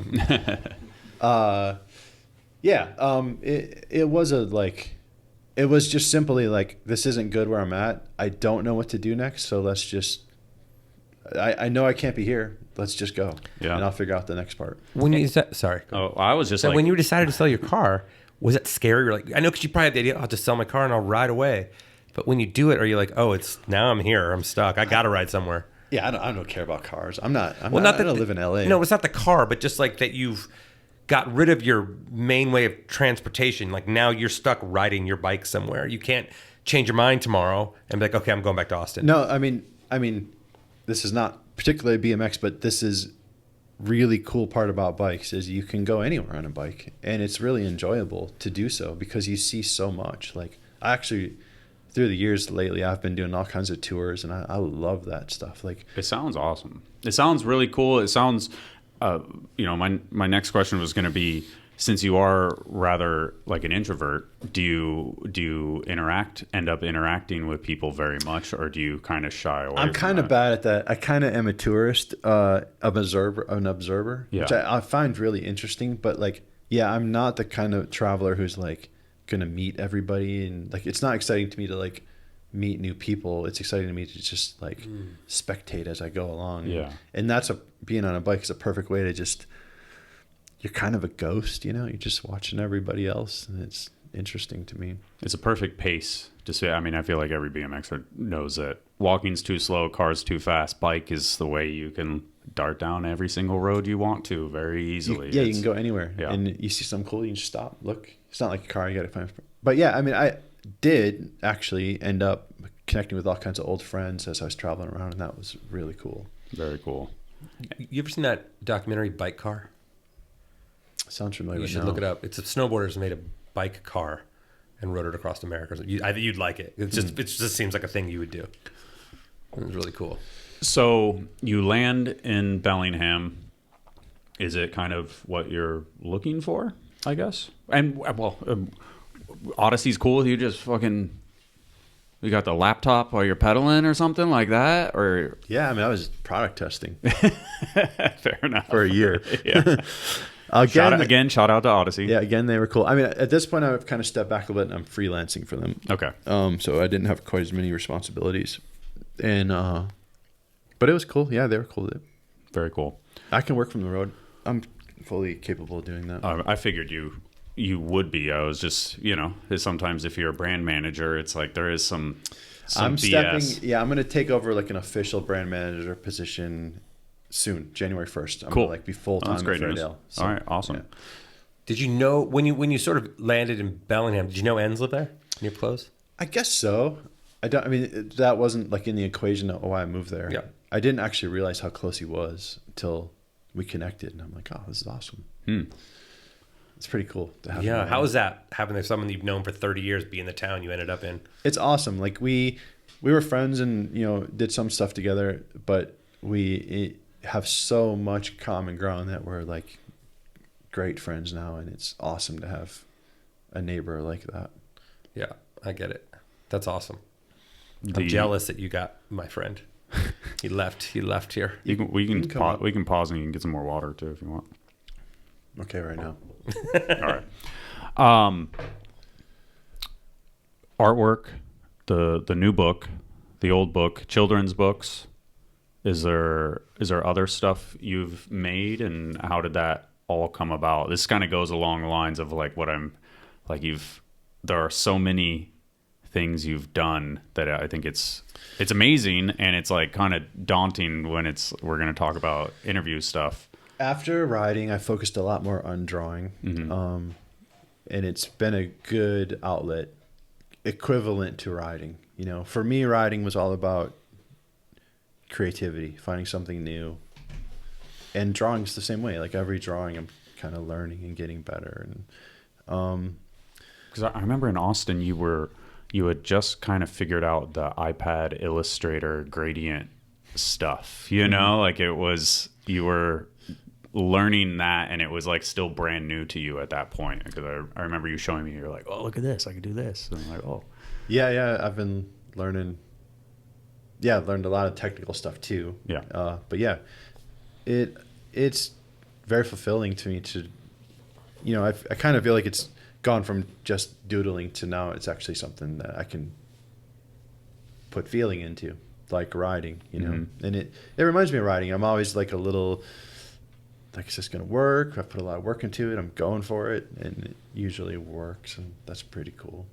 Repercussions are slightly less physical, but it's the same kind of thing, So in like the books, they're just stories that pop into my head. I have no rhyme or reason for them, but they get in my head, and I kind of can't.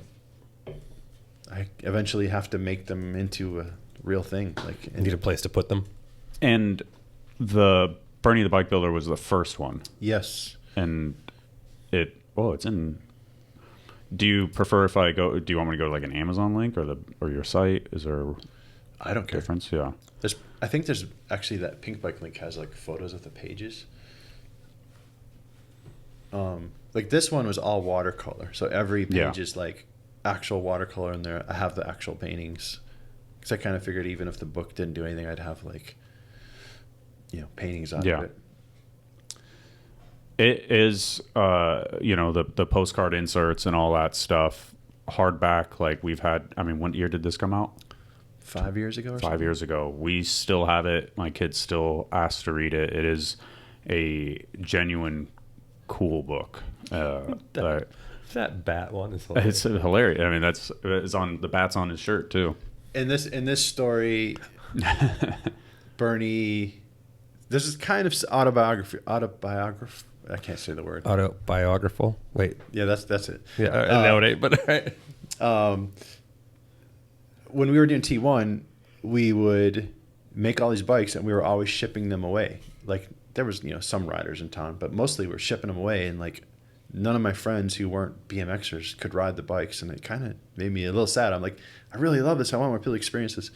And so that's what Bernie's situation. He makes really fast race bikes, and none of his friends can really ride them. Mm-hmm. And then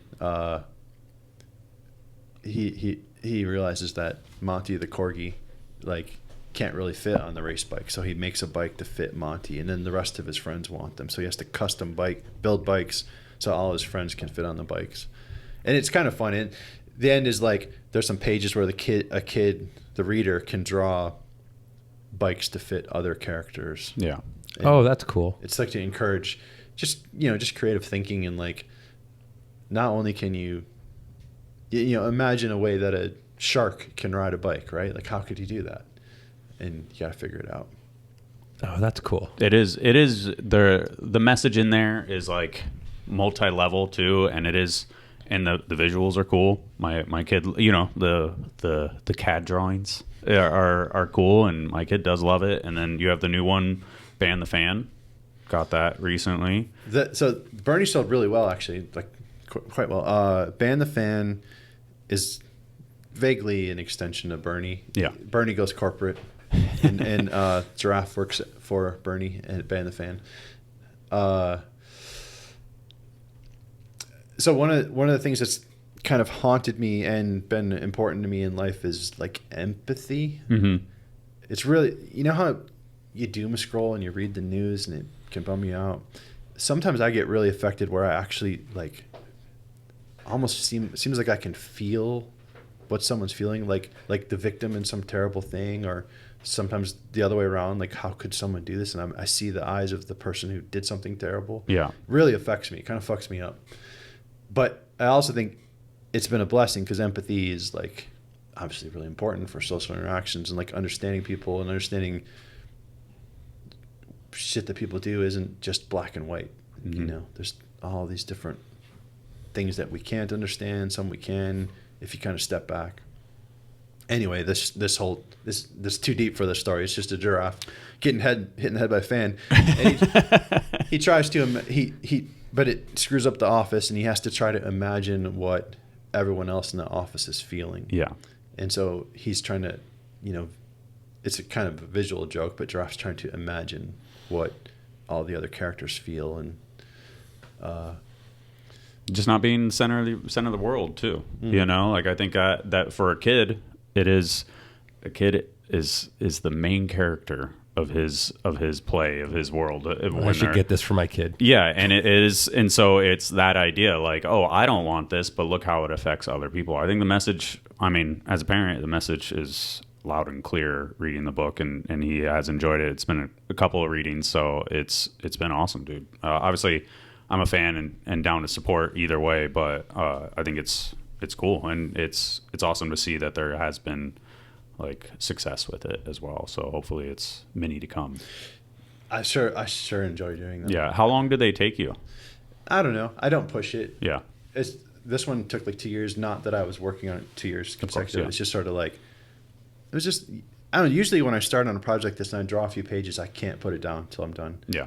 But this one, it just kind of wanted to come out slow. Wanted me to do a page here and page in a week. And so. Very cool. Is there, so a couple other things on there on the site as well, just if you want to get it from Taj's site. It's How Think big are Up those- Good how Things big or are those prints? TajMihelich.com. They're postcard size. Or These ones, I know, 20. These ones are. Oh, those are 18 by 24. Oh, that's what I'm asking, yeah. Oh, those are big. They're Okay. like the size of that poster. Mike, I'm behind not buying a $25 very cool. postcard. But that's why I asked. I'll sell you Yeah. one. Yeah. Very cool. Super cool. Is there, I mean, I don't know. Is there, I have my final question that I was going to ask, Oh, but yeah. was there anything else that we were missing? You done? What do you got going on? Anything coming up? Where was it? I'm going to go to Austin for a while, hang out. That's cool. Working on your terrible one frame? Yeah. Working on, I'm coming back after The that Taj video. code. Yeah. Yes. No, yeah, I'm going to just work. The Fairdale office is there. I'm going to work out of there for a while. I'll say something. There's a photo I brought. The other one, there's only two of them. And when I was it was in 1995, I think I had surgery on my shoulder, and you'd sent me a box of stuff to like get well, and you wrote me this letter: "Get well, Roof. Talk soon." And I've had that in this photo album for 25 years this year, or 20 years this year. But, speaking with empathy, you've always just been so, you've been kind to me from the beginning. And I know that I've driven you absolutely fucking nuts for a lot of those years. I can tell now that I'm telling the truth because of your lack of change in your eyes. He's like, no. Yeah. No, he didn't do that at all. He didn't do that. I was like, you're right. But yeah, I mean, you've always been like, like I said, there's always been a few things you've said to me that have stood out and to me and affected me in a positive way. And it's rad to see you just, because I know personally how much an injury can change you mentally, physically, and see you come out and have doing such good things and on top and feeling good and liking where you're at. It's awesome to see, man. And I appreciate coming in to do all this and letting us talk to you. Yeah. Thank you. Yeah. Well, I texted you yesterday evening, so hopefully you've had enough time, but I wanted to get what 3 things you were most proud of on and off the bike. So 3 accomplishments off the bike, 3 accomplishments or tricks or who knows, whatever. I thought about this. I think Yeah. the word proud threw me off a little bit because I don't really I'm super proud of this. I don't know. Maybe it's just the wording. Yeah. But I can think of some bike tricks that I guess I'm proud of them, but I'm stoked I did. Like, we already talked about it, the sideways slide on a ramp. Mm-hmm. For years and years and years, we'd grind ramps, and I just wanted to figure out some way to slide sideways. And to finally figure that out was just such a cool feeling. Mm-hmm. And it was such a cool balance point. Like, it actually worked, but I still don't really understand how it worked. Like, so that's, I don't know. Yeah, that's cool. I think really though, riding wise for me, it was more like I loved putting together puzzles. It's a shame I didn't really ride more in the kind of bowl era because I really loved the way I knew if I could land here and pump something, I could get speed to do this. And that was the only way you could get speed to do that. And I kind of loved putting together like puzzles that were kind of complicated and figuring, like opening up lines that there was no way to get speed for, but I could figure out a way if I did all these puzzles. Yeah.